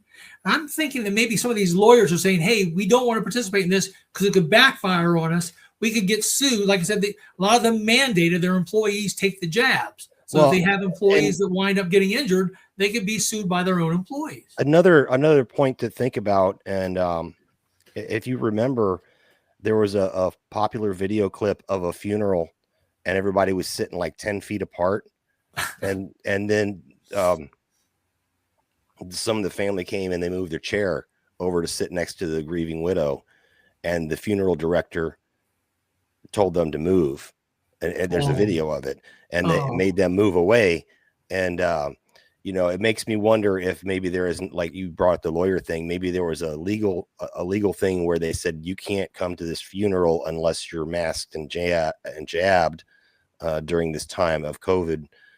So you never know, or maybe they were just too busy. Maybe there's just so much work to be done they couldn't take the survey. Yeah, who knows. Next slide. So in each of our surveys, Laura and I, we have a comments block at the end. And by the way, in none of our surveys over the last 4 years do we ever mention the words COVID or COVID vaccine. So we don't want to lead the witness. Like I said, we ask, what are you seeing? When did you see it? What percentage of your corpses have these phenomena? Well, what's interesting is, despite the fact that we never mentioned COVID or the vaccines, a lot of the embalmers talk about the vaccines in their comments. They either say that they think that the vaccines are the cause of the clots, or some of them staunchly defend the vaccines and say, no, they're not causing these clots. So let me read just a couple of them to you. Go ahead, next slide. So here's one from Kentucky. It says, I've been an embalmer since the early 2000s for an embalming service. I've never seen anything like this before the spring of 2021. I've experienced the white fibrous clots that have stretched out to 20 inches. It's like battling a rubber band. My right hand and elbow has suffered from these clots. I've been saying for the last 3 years, this isn't normal. I've recently spoken with a physician that has been hearing this in his field. We are in the same agreement in that we feel we know where this has come from. I think he's talking about the vaccines in that last sentence. Next slide. Idaho. Sometimes I'm given the information about if someone has had a certain vaccine. Sometimes I'm aware that they've had 5 or 6 doses of it. These are the people that we are seeing with the abnormal clots or significant amount of clots. Here's one from Virginia. I'm finding a lot of the white rubbery clots and have been taking pictures of them, but it's become the new normal. Like you said earlier, Karen, I don't use a drain tube anymore because of all the clots, blood clots, and the white fibrous ones. My angular forceps is my go-to instrument to help remove them. Next slide. Here's a embalmer that has an opposite opinion. Listen to this one, gang. Since the beginning of the COVID-19 pandemic, which I assume this survey is pertaining to, I have not noticed any clots, fibrous structures, or contents in the blood outside of the ordinary. It's also not our responsibility as embalmers to take note of these cases, record or share any information as is confidential medical information that breaches the privacy clause we have with our client families. Videos and articles such as "Died Suddenly" are anti-vaccine, COVID-denying propaganda that is based in no actual fact other than to spread right-wing beliefs and fear-mongering the public. What do you think of that, Karen? I think I know a few nurses that could have written that. I think it's somebody. I never mentioned COVID or the vaccines in any part of the survey. So whatever he's responding to is coming out of his head, not mine. I think it's somebody on their third booster that is. Next slide. So, unfortunately, it's not just the embalmers who are seeing this phenomenon. Doctors and nurses are seeing it too, and they're not speaking out either about it. They've seen what's happened to Dr. Peter McCullough, Dr. Pierre Corey, Dr. Ryan Cole. If you start talking about the problem side effects that you think are linked to the vaccine, then they come after your board certification. Paul Merrick is a great example. Exactly. There's so many. Mary Talley Bowden was another one. Yeah. So next slide. And people have lost trust in the medical system because of people they're not dumb. They know what's going on. Before the pandemic, about 71% of Americans trusted the medical system and their doctors. As of this particular article in 2024, that had dropped to 35%, 40%. Yeah, 40%. So it's almost been, it's probably been cut more than in half now. So, and people, they're right about it, right? They're being gaslit. If they go in with a vaccine injury, their doctor is saying to them, it's all in your head, or I don't know what it is. I'm baffled by what's happening to you, but I can tell you one thing for sure: it's not the vaccine that did it to you. So they're getting that kind of. So people have lost trust in the system, and rightfully so. Next slide. In March of 2024, I caught a really lucky break. I was contacted by a Dr. Dan McDyer, who's an OBGYN in Jacksonville, Florida. And Dan has been seeing what he describes as carnage in his own female patients. Premenstrual bleeding, postmenstrual bleeding, tumors, miscarriages, stillbirths, you name it, all kinds of problems. But Dan introduced me to this gentleman here. His name is Dr. Mohanad Basharat, and he's a cardiologist and endovascular specialist that works in what's called a cath lab, where he uses flexible catheters to remove clots from living people. And Dr. Mohanad admitted to me that he's been removing these same white fibrous clots from living people since 2021. So, I wanted to have you explain what a cath lab is, just briefly. Yeah, they use Dr. Basharat, for example, these white fibrous clots. When he runs into these things, he says, "Tom, the first thing we try to do is we use our strongest clot busting drugs, and one of the strongest ones is called tissue plasminogen activator (TPA." And it does a terrific job of breaking down traditional grape jelly clots or those small chicken fat clots that tear easy. It has no effect on these whatsoever. So then he has to go in with flexible catheters into a vein or artery that either suck the clot out, scrape it out, or lasso it and pull it out. In fact, I've watched a video of him. A local Jacksonville station did an article where he removed a clot from a older gentleman from his leg. It was deep vein thrombosis. And in this particular case, he had to use the lasso technique. And it shows him going inside with on the TV screen, like with an internal angiogram of the lasso going around the clot and then him pulling the clot out. What was interesting is after they pulled the clot out, they never showed what the clot was. So I suspect that clot was probably one of these white fibrous clots, because if they would have shown that on TV, then there would have been more questions about, hey, this clot doesn't look like a typical clot. What's going on here, right? It'd be similar to like man catches largest fish ever in this pond and then not showing the fish at the end. I don't think you could lasso a regular grape jelly type clot or chicken fat type clot and pull it out that way. Right. Those get sucked out easily, right? Because like I said, the grape jelly clot, you can dissolve that in your hands by just rubbing it together. Right. Next slide. And these, in fact, Dr. Basharat sent me this photo in one of his emails On the right there is a white fibrous clot. When it's first pulled out, it's still covered in blood. After that gets washed off, you see that kind of pinkish cord down the middle? That'll become a white fibrous clot. Now, if you look over on the far left, you'll see the angiogram of what it looked like when the clot was still in the gentleman's leg. And then in the middle photo there, you see that dark stream. That's the blood flow that's now been restored. The clot has been successfully removed. So this was a successful procedure by Dr. Bashara. Wow, that's a lot of blood flow disrupted. Well, yeah, it's a cast of the entire vein. It's it's like you've poured some caulking material or some rubberized material in, and it's set up there. And you can see that's why a lot of the people say, well, if these clots are in people that are living, how come the radiologists don't see them when they do the angiograms or CT scans? Because if you look at that one on the left there, it's hard to see what was in there, right? It's just a clot that's blocking it, but you don't know if it's a grape jelly, a chicken fat, or one of these white fibrous clots that's doing it. Yeah, you don't really know until you take the clot out. Next slide. Wow. Here's another one. This is from the iliac artery. It's down in the pelvis region. So, and you see the kind of the white fibrous material, the lighter color material in that. After that gets washed off, you'll see a lot more white material in that one. And these are in arteries and veins, correct? Correct. And that's something that's unusual. Prior to COVID and the vaccines, embalmers typically saw clots only on the venous side. But now they're finding these white fibrous clots on both the venous and the arterial side. Good question, Karen. So I got a question for you. Yeah. If the flow is restricted, I know, think of your heart as a pump, a water pump or an oil pump or whatever, what have you.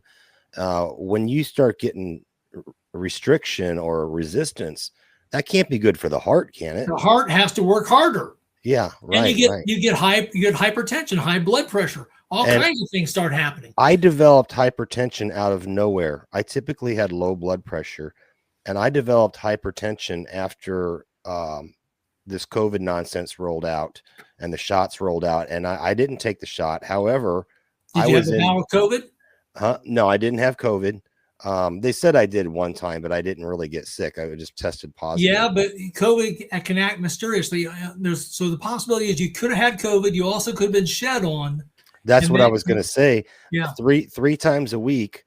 I had these meetings before I moved to my other location. I worked my final location. I was in these morning meetings every single morning, very close quarters, about a dozen people, all vaccinated. And they were voluntarily vaccinated. One of the guys actually died of a heart aneurysm. Very young, healthy guy, very fit guy. He was a combat medic. Wow. And I'm going to ask you about that later on. But I often wondered if it was me being shed on that caused my hypertension, because I typically my entire life I would go in and get triage, before you go and see the medic for whatever reason. And they would take my blood pressure a few times and be like, why is your blood pressure so low like this? I'm just like, that's how it is. Yeah. But right after COVID, they're like, wow, it's stroke level. And they put me on blood pressure medication. Yeah, it's possible, Jason. And Dr. Risha Pretorius, who we work with in South Africa, came out with a paper last October that checked microclotting levels in 88 patients. Unfortunately, only 84 of them were COVID vaccinated. Only 4 were unvaccinated. They actually still found some microclotting levels much lower than those that have been vaccinated, but they still found microclots in the unvaccinated people in that study. Well, let's talk about this after or email, because I'm going to try to use that protocol that you talked about earlier to dissolve those. Dr. Peter McCullough's protocol. He'll be the first one to tell you that there's been no random control trial done on it, but he uses it with his patients, and he's seen good improvement in people being able to clear the spike protein using. I have a question. Also, some people use lumbrokinase and serrapeptase with that protocol as well. Yes.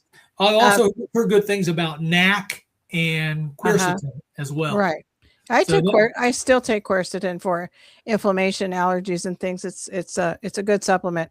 So I have a question from Spirit of the Age. Is there an association with the different vaccine manufacturers and the nature of the clot?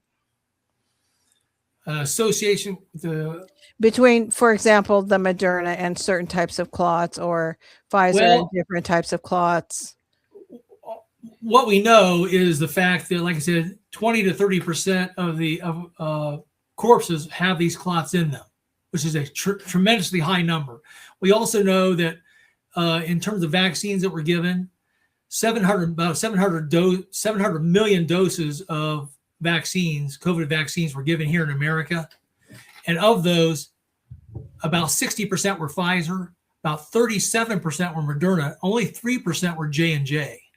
So there's, like I said, we're very sure that the Pfizer and Moderna vaccines are producing this effect as well, because you certainly couldn't get 20 or 30% of the population with these clots in the dead when only 3% of people took the J&J shot. So we know that the mRNA vaccines are causing it as well. And like I said, we have good, strong scientific proof that that's what's happening. And it's backed up by peer-reviewed papers, dozens and dozens of papers that are already in the literature.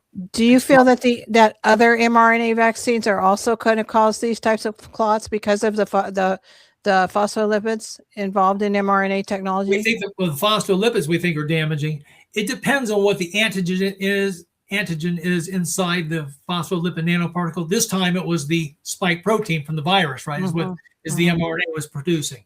So if they put maybe a more benign payload inside the phospholipid nanoparticles for like the regular flu, the bird flu, or the shingle shot or RSV shot, they may not have this kind of tremendous damaging effect, but I think they will still have a damaging effect, because like I said, with not just the spike protein in this case, but also those phospholipid nanoparticles. It's called a DSPC phospholipid nanoparticle, is part of the problem, because it's got phosphorus. There are other problematic chemicals involved, like PEG. Right. Also, yeah. Polyethylene glycol. Right. Yep. Right. Next slide. This one here from Dr. Bashir is a particularly dangerous one. This is a pulmonary embolism. It's up in the lung area.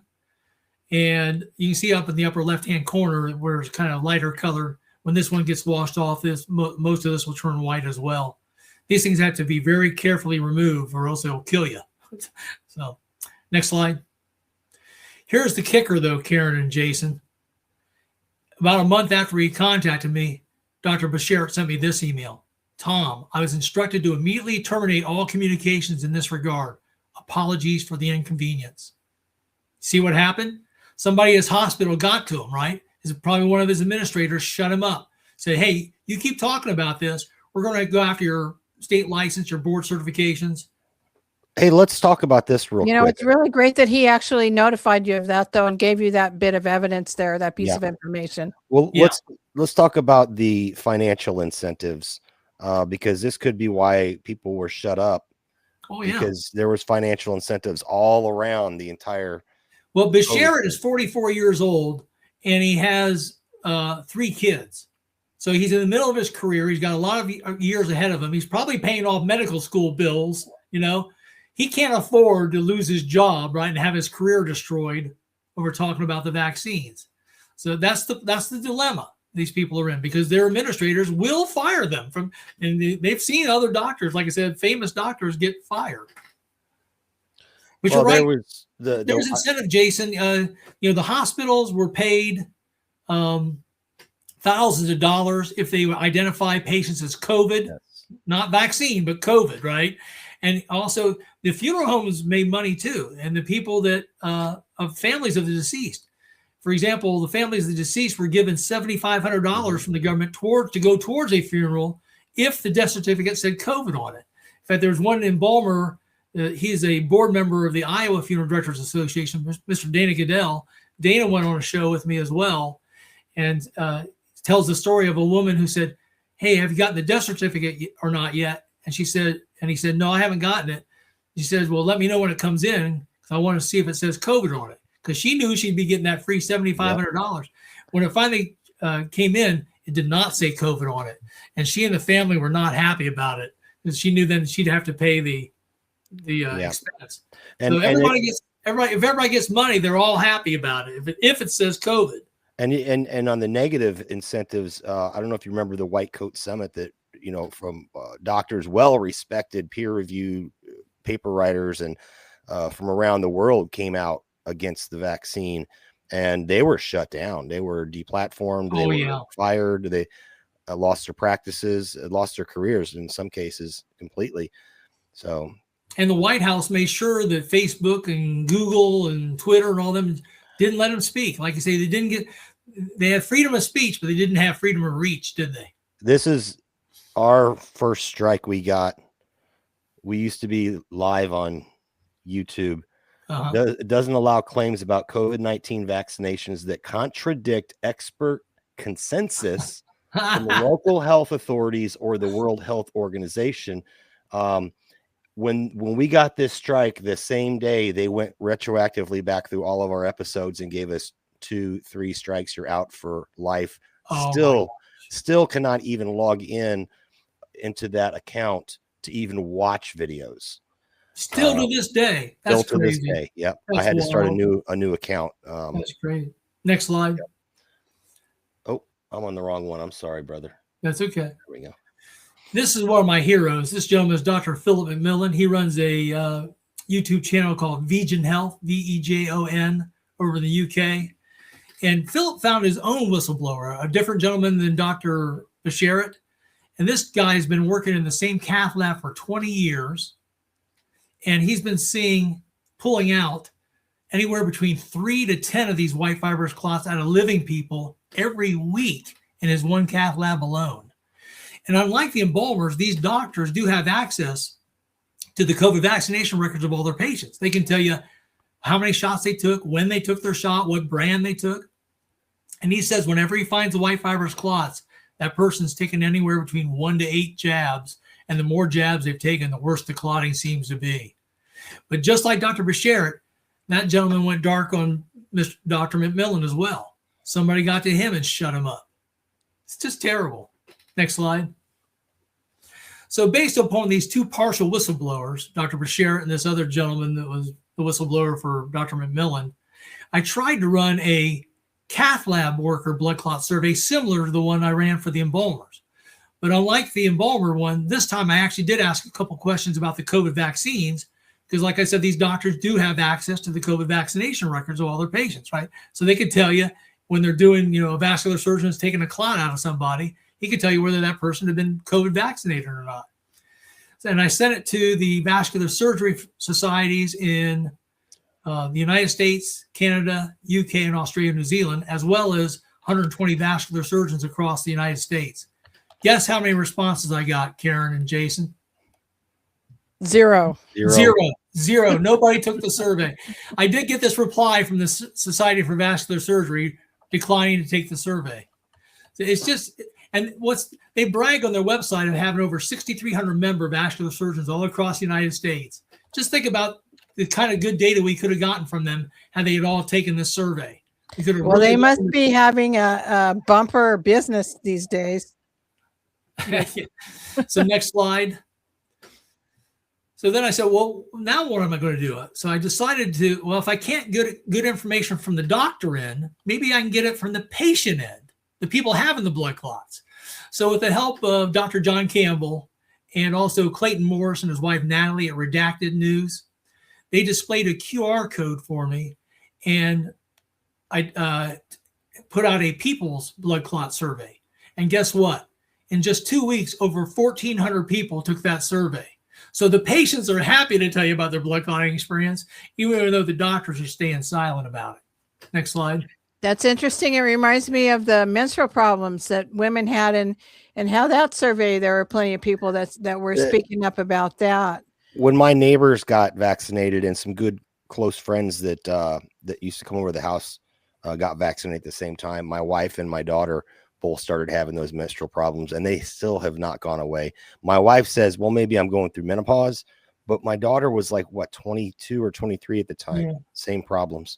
It's thrown off the women's cycles. I know. Yeah. So we asked one of the questions we asked in that people's blood clot survey is, what years, mark all that apply, have you or the person that you know had these blood clotting issues? Well, look at 2020, the year that we had the COVID virus, but no vaccine yet. Only 79 of the 1,400 people said they had blood clotting issues that year. But then look how the bars jump starting in 2021 after the vaccines rolled out, right? To over 500 a year. So I don't know what that's telling you two, but it's telling me something very clear. It's telling me that it's not the virus that's causing these blood clots as much as it is the vaccine. Here's what I look at. I know this is, people call it anecdotal, and they say, correlation doesn't equal causation, but I would say correlation is the beginning of science. When you see a correlation, then you dig into it and then you repeat it. It's a repeatable thing. And then it becomes causation if you can prove it. The thing is, they don't want to prove it. So exactly. That's why the CDC, the FDA, none of these university labs, or hospitals, the Cleveland Clinic up here near me, and also the Mayo Clinic, medical schools like Stanford, none of them seem to want to study this problem. Richard Hirschman's offered to send clots to these institutions. They don't want to even look into it, because if you can't find a problem if you don't look into it, right? So it's right. It's frustrating. But like I said, the good news is we have a scientific team of ragtag group of people that are working on their own dime to investigate this phenomenon. So they're doing the work of the CDC and the FDA and these university labs. They have hundreds of millions of dollars at their disposal. We are doing it all on our own dimes. I got a real simple way to put it to people. If I put water in my gas tank and my engine quits running, I could say that, just because I put water in my gas tank, that's just a correlation doesn't equal causation. But until you take it to a mechanic, but Jason, that's just anecdotal. It's just one person. Right. Yeah. Exactly. But until you take it to a mechanic, that drives me nuts when people say, "Oh, it's anecdotal." Well, that's what aggregate data is all about a lot of anecdotal accounts. Yeah. Right on. Next slide. Double speak. It's a bunch of double speak. One of the other questions we asked in this survey, it gave me great confidence, by the way, that people answering the survey were doing so honestly, is we asked the blood clotting issue was in what part of the body? Mark all that apply. As you see there, legs is the number one answer, followed by lungs, followed by brain, followed by heart, and then there's some others there. But what this actually perfectly matches the CDC's vSafe free text data field information. A lot of people are familiar with the CDC's system called VAERS, the Vaccine Adverse Event Reporting System. But the CDC has a second system called vSafe. And it was a downloadable app you could download on your smartphone to talk about your vaccine experience. And 10 million Americans downloaded that app. And by the way, 800,000, about 8%, actually reported a severe adverse event that was bad enough they either had to go to the emergency room, urgent care, or schedule a doctor's appointment to resolve the issue. But there was also a free text data field in that vSafe data. The CDC did not want to release it, but Dale Bigtree and his folks at Consent Action over ICANN, they did a FOIA, and they got a judge said, okay, CDC, you are going to turn that information over. So they made them turn it over, and it's been coming out in the form of Excel spreadsheets, in hundreds of thousands of records per month until they get to the 10 million. But I went through those Excel spreadsheets, and I did a search on the term blood clot. And guess what, folks?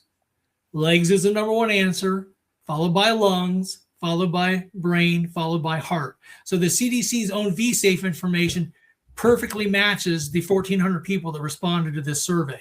So it gave me great confidence that people were answering honestly and accurately. Next slide. Again, just like the embalmer surveys, we allow these people to talk about their experiences in this people's blood clot survey.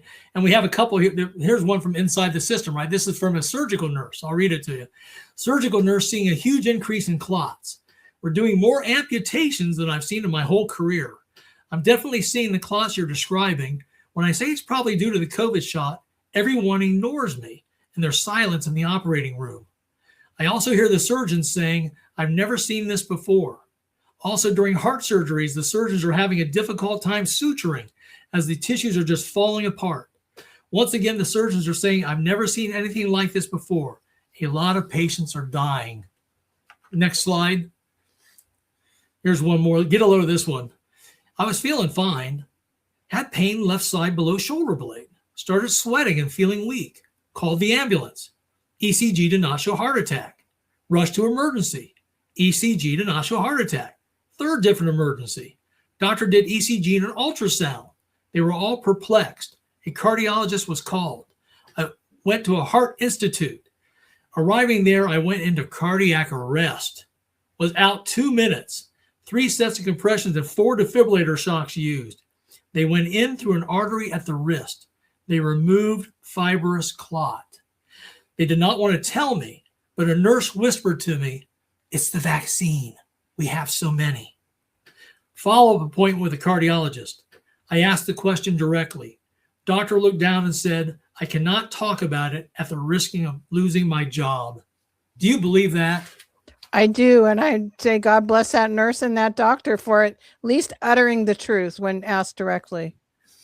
But still, the fact that he won't come out and speak out publicly about it. Yeah, it's horrible. I agree. Wow. Remember, they took an oath. Do no harm, right? Well, you know, if you think about pediatricians and the childhood vaccine schedule, this is going on constantly. We have 1 in 12 boys in California being diagnosed with autism. Right. You know, 1 out of 30 nationwide children. You know, so it's absolute epidemic plague of epic proportions on our kids, and yet we still don't talk about it openly, or you know, it's a quote unquote another new normal. There's nothing normal about it at all. So I think that unfortunately this conspiracy of silence is something that's very common in the medical profession. So I would say that this is what COVID was about. And I will call it a plandemic. That's what I'll call it. It doesn't matter whether COVID was real or not. It matters the response to COVID. And what they did was they isolated everybody. They singled you out. We are not a society anymore. We are a bunch of individuals that can be targeted. If this doctor and every other doctor that knows what's going on would speak out at once, we can't afford to lose all of our doctors. You know, exactly. You know, it's similar to 1984, right? In that book, the main character, Winston Smith, hates Big Brother. And probably everybody else in the society hates Big Brother too. Right. But everyone's afraid to speak out first because they know they'll be targeted and taken away.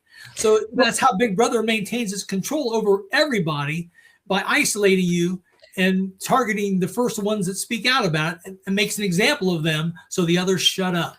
And that's, I think, another motive or another goal here was to weed out the people in the military and the police and the emergency services and in the medical services, even in the teaching field and a lot of fields, weed out the people with a conscience or who believe in the right for a person to make their own decision. So you get a lot of those people out of the way, and you end up with a good core working group remain that are order takers. I'm glad you brought that up, Karen, because that was something I wanted to talk to Tom about, was the military aspect, because even though you were out, you're still working for the military somewhat as a contractor. What I'm seeing today, and I don't want to get too much into geopolitics because this is Karen's show today, but I did have that question for you. Do you think that part of that mandate was to clear out the military, to have people that are going to be yes men, yes women? Because I think so, Jason, because thank goodness Pete Hegseth came out recently and said that wasn't an illegal order they gave you back in. I'm glad he did that. They mandated this experimental drug on you. But you're right, the people that kicked out, what's interesting is the ones that got kicked out, very few of them, they were all offered, please come back. We want you to come back in the military now. But very few of them picked up on that and said, I'm going to come back. Because would you want to go back and work with somebody who threw you under the bus? Probably not. And like Karen said, those were critical thinkers that they got rid of. And all that's left now are the yes men, what I call the bootlickers, the ones that want to go up the chain by kissing the boots of their superior officers. And we've seen happen here in recent months, for the past year, is some of the things that we've done as a nation have been questionably unconstitutional, and people will pull the trigger on it.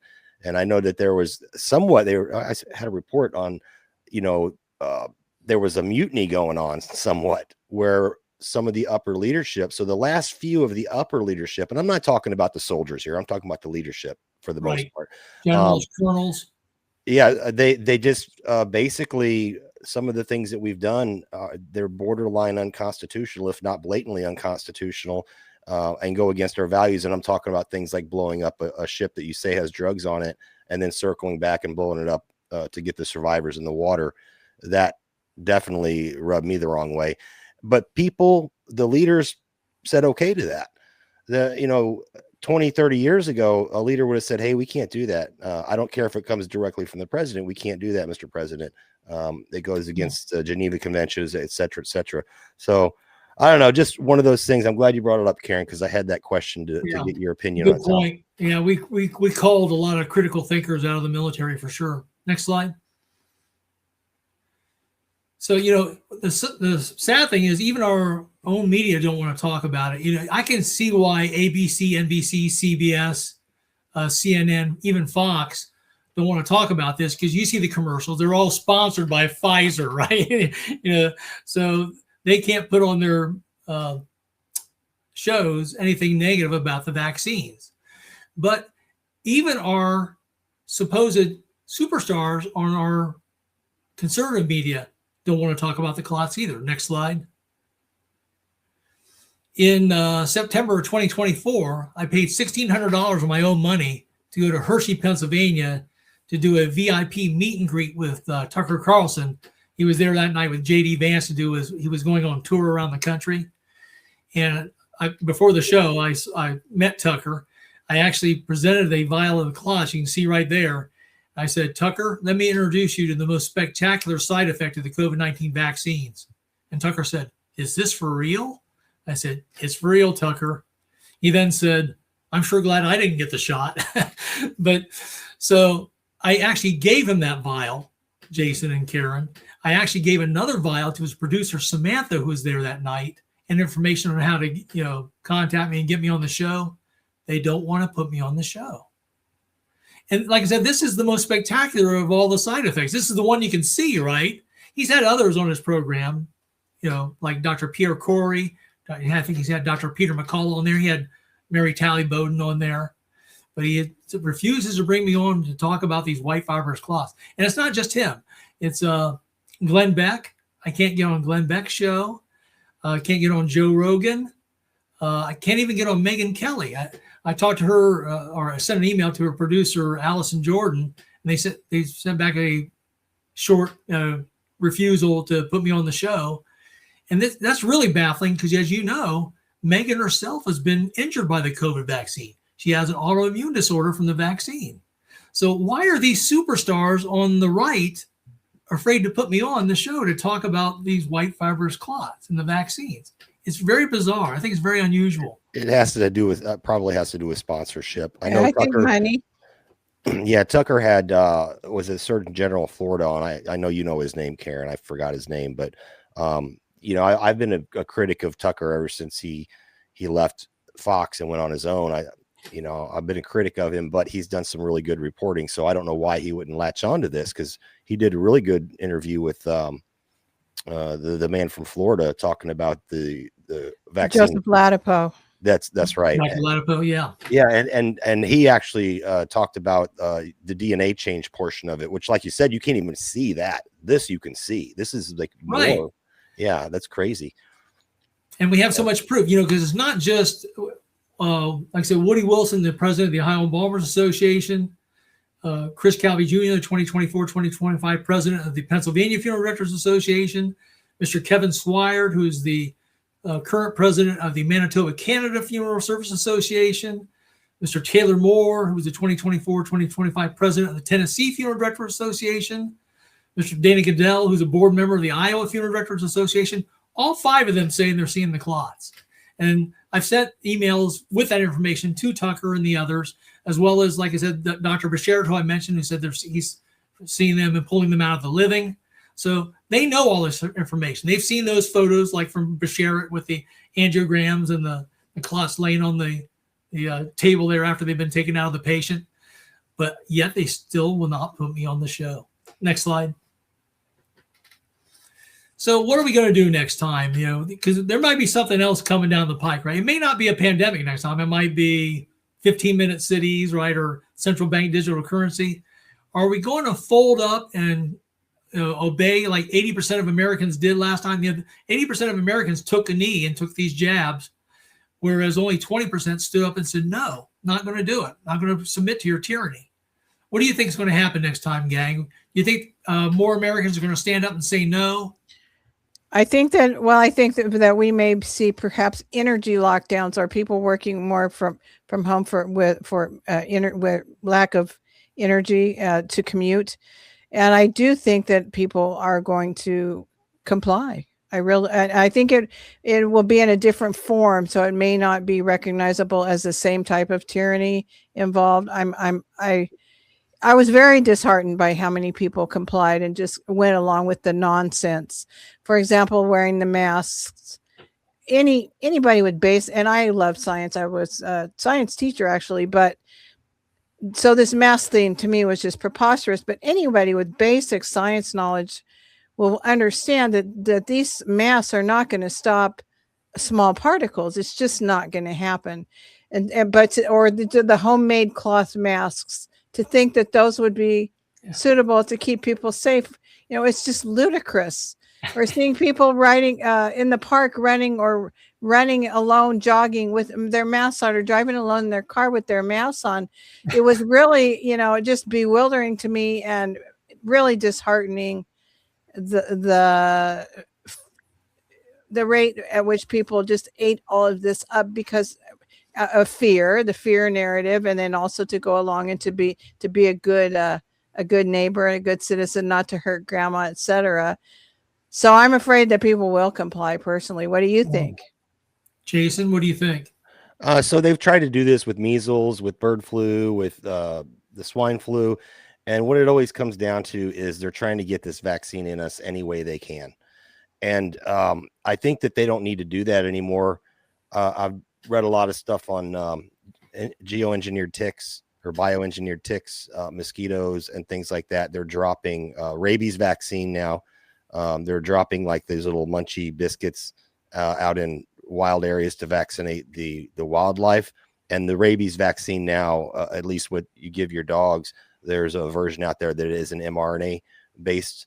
I think how many did we find out, Karen, was mRNA based now we had Zoe on, like 3 or 4? I don't remember, but another thing is that there's a Lyme disease vaccine that's ready, and there is a huge uptick in the number of ticks in the wild now. People are encountering a lot more ticks, just as there's a Lyme disease vaccine that's ready to be rolled out. There was a dude like I don't know if it was the World Economic Forum or what the venue was, but he was talking about Lyme disease being a good thing and promoting it for global warming efforts, right? So to get people to stop eating meat, and it's like you can go look it up on YouTube. The guy actually says, it's a good thing. Well, that's Alpha Gal.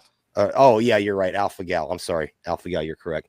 But the thing is that they are weaponizing wildlife. I don't know if we covered it or not. I know I had it the past couple weeks, but it was China, I believe, that is using mosquitoes as a vaccination method. And we've speculated that Gates may have already done this with his geoengineered mosquitoes, which is supposed to reduce malaria, but actually malaria went up in those areas. So go figure.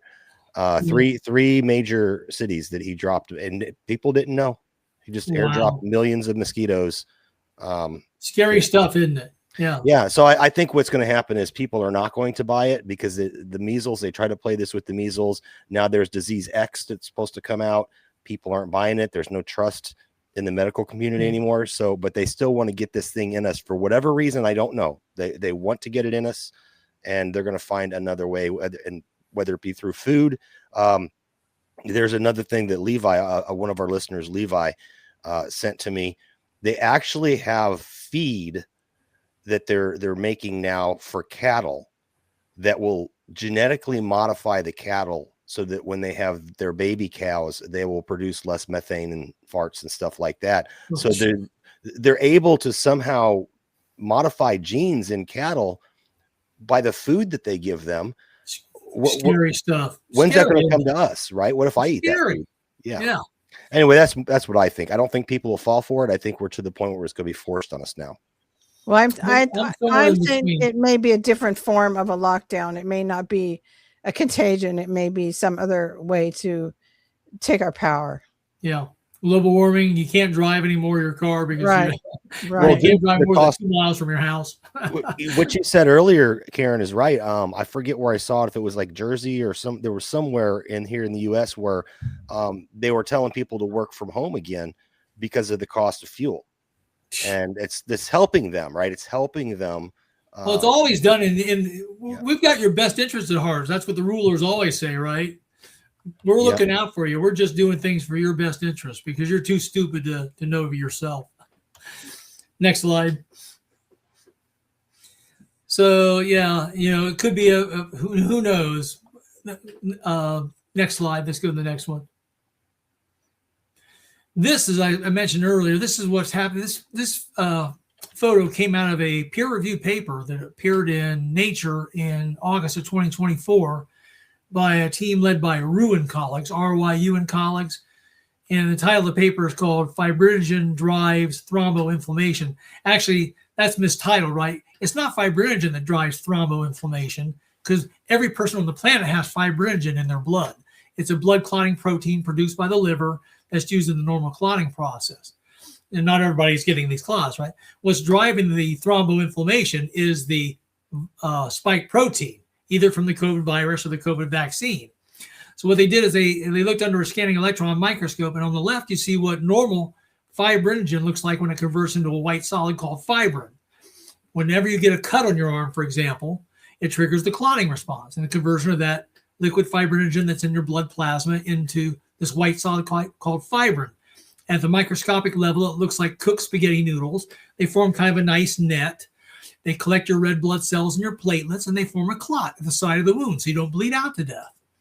And then when that wound is healed, we have an enzyme called plasmin, Plasmin, that comes along and attaches to that nice smooth spaghetti noodles, and it breaks down the clot, and then you're good to go again.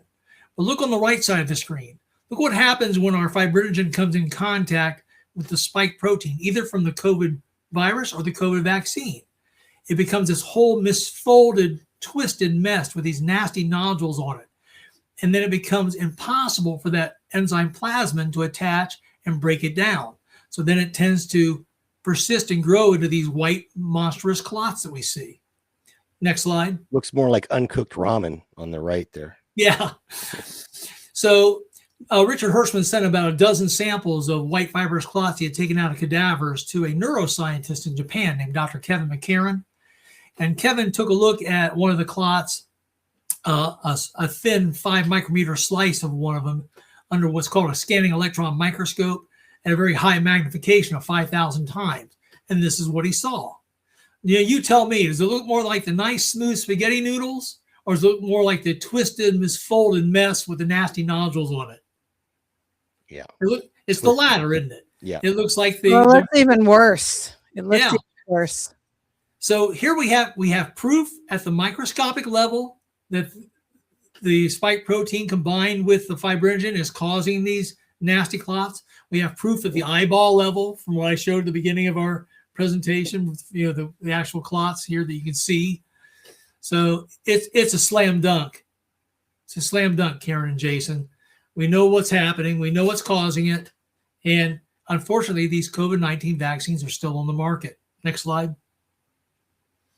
So that's what they turn into at the eyeball level, the white fibrous clots. Next slide. Remember Justin Bieber and his wife Haley? I think it was in 2022, Justin got a palsy on the side of his face. And Haley had a brain aneurysm. He was 28 at the time, and she was 26. Since when did two kids, really healthy, still in their 20s, have a palsy on their face and a brain aneurysm? We know what probably happened, right? They probably went together to get the COVID vaccine, and they probably got a shot out of a bad batch, right? And they both had a reaction to that bad batch. But despite that fact, they never came out and talked about it. Never said a word about the vaccines causing those injuries. Neither did Jamie Foxx, Gal Gadot, like I said, who had a brain aneurysm herself. Damar Hamlin, the football player. Just a Kirk Herbstreit, who's on ESPN. he does the college football things. Kirk, he had all kinds of blood clotting problems in his body. I got a question from Gardner Goldsmith. Shout out Yeah. to Gard. He does Liberty Conspiracy. Maybe you can go on his show and talk sometime, do a mind meld. He does the mind meld, the Vulcan mind meld. But Love to. I go on as many shows as I can to talk. And thank you for having me on, by the way, because this is the only way like I said, if these superstars like COVID or like Tucker Carlson and Megyn Kelly and Glenn Beck, Joe Rogan won't put me on their shows. I have to go to the next level down, which is you guys. Yeah. Well, we're way down. Stars, but we're glad to have You know you. what? if this reaches one person and convinces them not to take any more mRNA type vaccines, then we've won, right? Next slide. Well, real quick, let me get to Gard's question here. He says he wonders if you have any view on the danger difference between the long-term spike protein creation after the jab versus the shorter term from the infection. So I think what he's asking there is, I do. I think the infection causes much less of this phenomenon than the vaccine, because the virus usually clears from your body in about a month or so. Remember, there's only so much of the virus gets inside you, and then it gets cleared by the body eventually. The problem with the mRNA vaccines are they are continually producing the spike protein, possibly indefinitely for the rest of a person's life. There's been study, Yale study found them producing the spike protein 709 days after the person's last vaccination. Dr. McCullough has found mRNA producing spike protein in one of his patients 3.5 years after that person's last injection. So the mRNA from the vaccine, because of the way it was produced with this pseudomethyluridine substitution in it, that if the two people that came up with that solution actually won the Nobel Prize for it, they should have had that prize taken away, because it's not a good thing. Because Fauci and Birx told us that the mRNA was only supposed to last in your body 2 days to a week and then disappear after it gave you enough spike protein, just enough to get you ready for COVID. But like I said, they lied to us, right? It's producing spike protein for years after the person's last injection, maybe indefinitely in some people. It's tragic. Next slide. There was one person that stood up to the tyranny, though, Novak Djokovic. He actually missed a couple of Grand Slam events. He still wound up being the greatest tennis player of all time. He's won 24 Grand Slams. I actually went and saw Novak. He had been kicked out of our country for about 1.5 years. And I went back to the very first singles match that he played. It was in Cincinnati, Ohio in August of 2023. And they have a beautiful tennis center down here near Cincinnati. And I paid big money so I could sit up right behind the baseline and about the 4th row up I went with my sister, Jenny. And go to the next slide. See that shirt? I wore a shirt with me. It said "Pure Shot by a Pure Blood." And I also had this blue shirt that said "Novax," and instead of Novak spells his name Novak, but I spelled it Novax. Novak Djokovic is his own man. And Novak actually came up and he signed that shirt after the match was over and gave me a big smile. We shook hands. What was interesting, Jason and Karen, is that nobody else in that whole state, they had signs like "We love you, you're the GOAT," but nobody else was apologizing or acknowledging the fact that we had done this man wrong by kicking him out of the United States for the last 1.5 years. So after that match was over, I went around the whole inside the stadium, the outside of the stadium, and through the food court area, holding up that blue shirt and saying, "See, Novak Djokovic likes this shirt. He signed it." They made him sit for 2 years because of this stupid jab, but Novak proved that he'd rather fight for freedom than chase after trophies. And I just kept saying that over and over again as I walked around until about 5 or 6 security people came up to me and said, "Sir, we're going to have to ask you to leave because you're bothering the other patrons." So I said, "That's fine." So I and my sister, we left, but we pretty much went through, there was probably 10,000 people in that complex. We probably saw all of them. So I wanted to stick it in their face because everybody else was pretending like nothing had ever happened. Nothing went wrong. We didn't do this man dirty. I wanted him to know that I appreciated what he had done by standing up to the jabs. So we can stop there. Thank you so much for doing that for him. Well, I felt like, and what was ironic was that's a tune-up match for the U.S. Open. So the very next month in September, he went to New York and played in the U.S. Open. And by the way, he won the Cincinnati tournament I was at, defeating number one Carlos Alcaraz at that time. And then the next month, he went to New York and won the U.S. Open. And what was ironic about that tournament was sponsored by Moderna.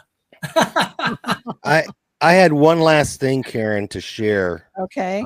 And this is important because standing up it does make a difference, even if you can't get on those big players podcasts or media or whatever. It makes a difference. I found this online. This is a letter from, where was it from? From the board clerk of Butte County, California. So that's your neck of the woods there, Karen.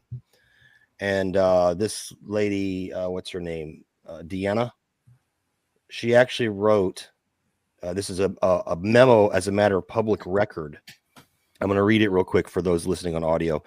Many board of supervisors and others have admitted to taking one or more of these shots. These injected people need specialized care by doctors who refuse the narrative and learned how to help people during COVID. We need to help those people and hopefully save lives. Maybe you or someone in your family needs help. These clots are deadly. I am pretty sure this is what killed, and I won't say the name, someone's mother. I also have a suspicion that's what killed my uncle. Please don't look the other way. Be the kind of human that helps your community. And then she goes on to talk about you. Although I've never met Mr. Haviland in person, I have heard him speak many times. He genuinely wants to help. He is kind and generous. Please give him a chance to help us and let him explain to you the dangers of these injections. And then goes on to talk about one person admitted to knowing the shots are bad. Another person admitted to knowing the shots are killing people. And it goes on and on. So this is a matter of public record in this county. So the work you're doing is extremely important. And if it finds the right people can then push it out further and expose the truth more and pressure. So it's kind of the reverse, what we talked about, the peer pressure that we receive to get us to conform. We can push back and apply peer pressure to be your own person. And I like what she's saying here. She's like, you guys know that this is hurting people and we have to get people the help they need before they die. So please, give it up. I mean, yeah, you told people to get the shot, admit you were wrong, and let's get people the help they need and inform people. So thank you for that. I will keep trying, Jason. I've actually sent emails to Bobby Kennedy, Dr. Robert Malone, other people on the ACIP committee.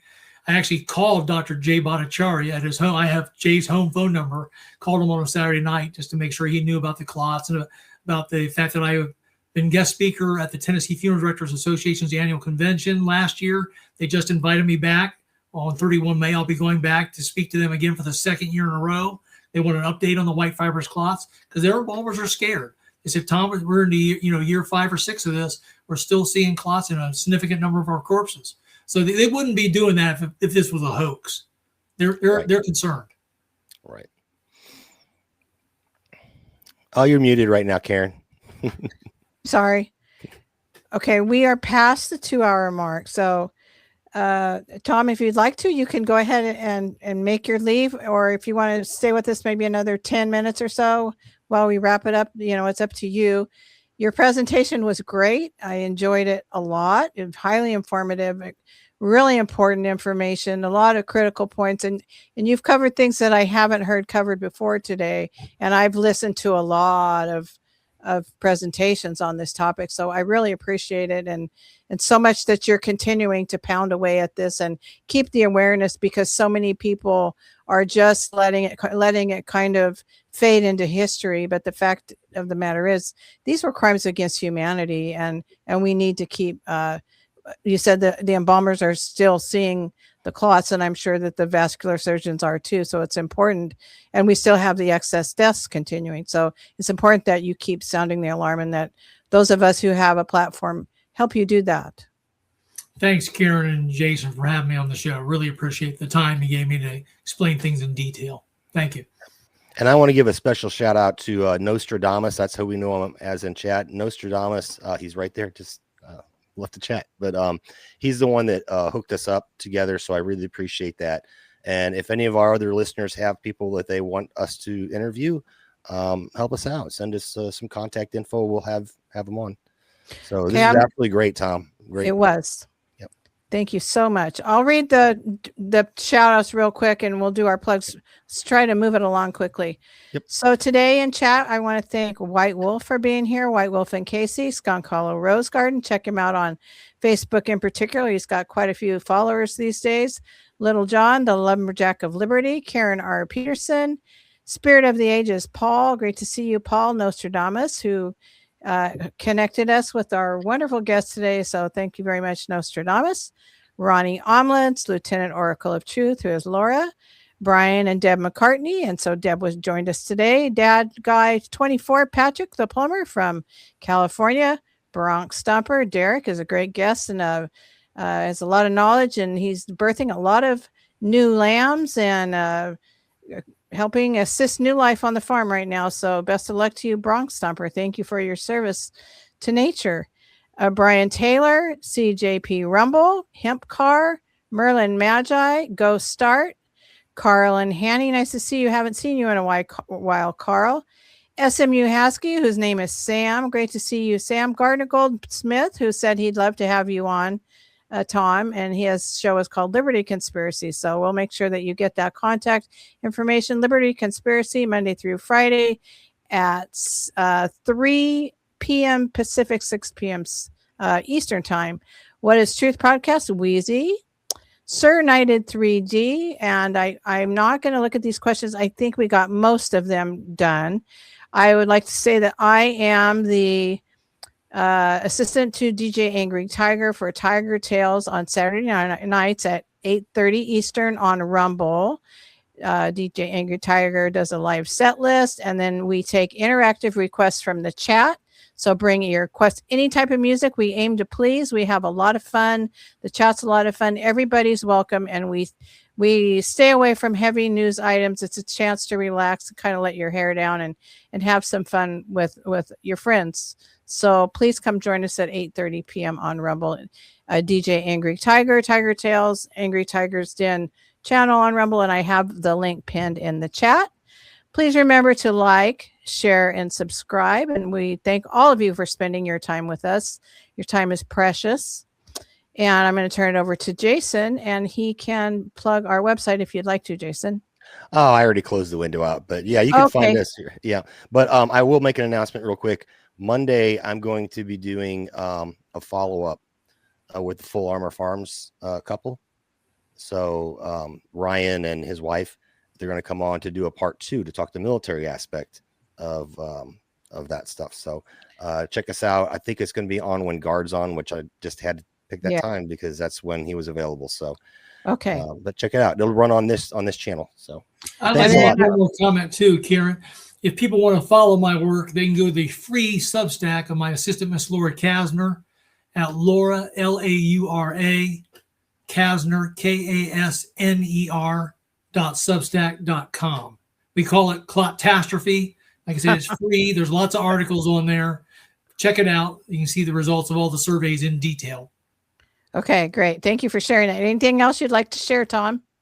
No, just again, thank you so much. And by the way, CDC, FDA, NIH, if you're watching this, get off your butts and start doing your job, because I'm a retired U.S. Air Force major. I don't want to have to do this anymore. You should be doing this. Okay, and I wanted to say Ashley's on vacation, so I hope you're having a great time, Ashley. Ashley has a new show. I believe it's on Thursdays, generally speaking, in the afternoon Pacific time. I'm not sure the exact time. I think she's kind of still being flexible with that. And our friend Doc tonight has a watch along, and he's showing Don't Mess with Zohan, and you can find the link to the in Doc's Discord to join. And of course, like, share, and subscribe, and hit the notification bell. And thanks to all of you who are watching now and in the future. And with that, I'm going to wrap it up and say, keep your sword sharp, keep your armor tight, and shine your light. Have a great week, everybody.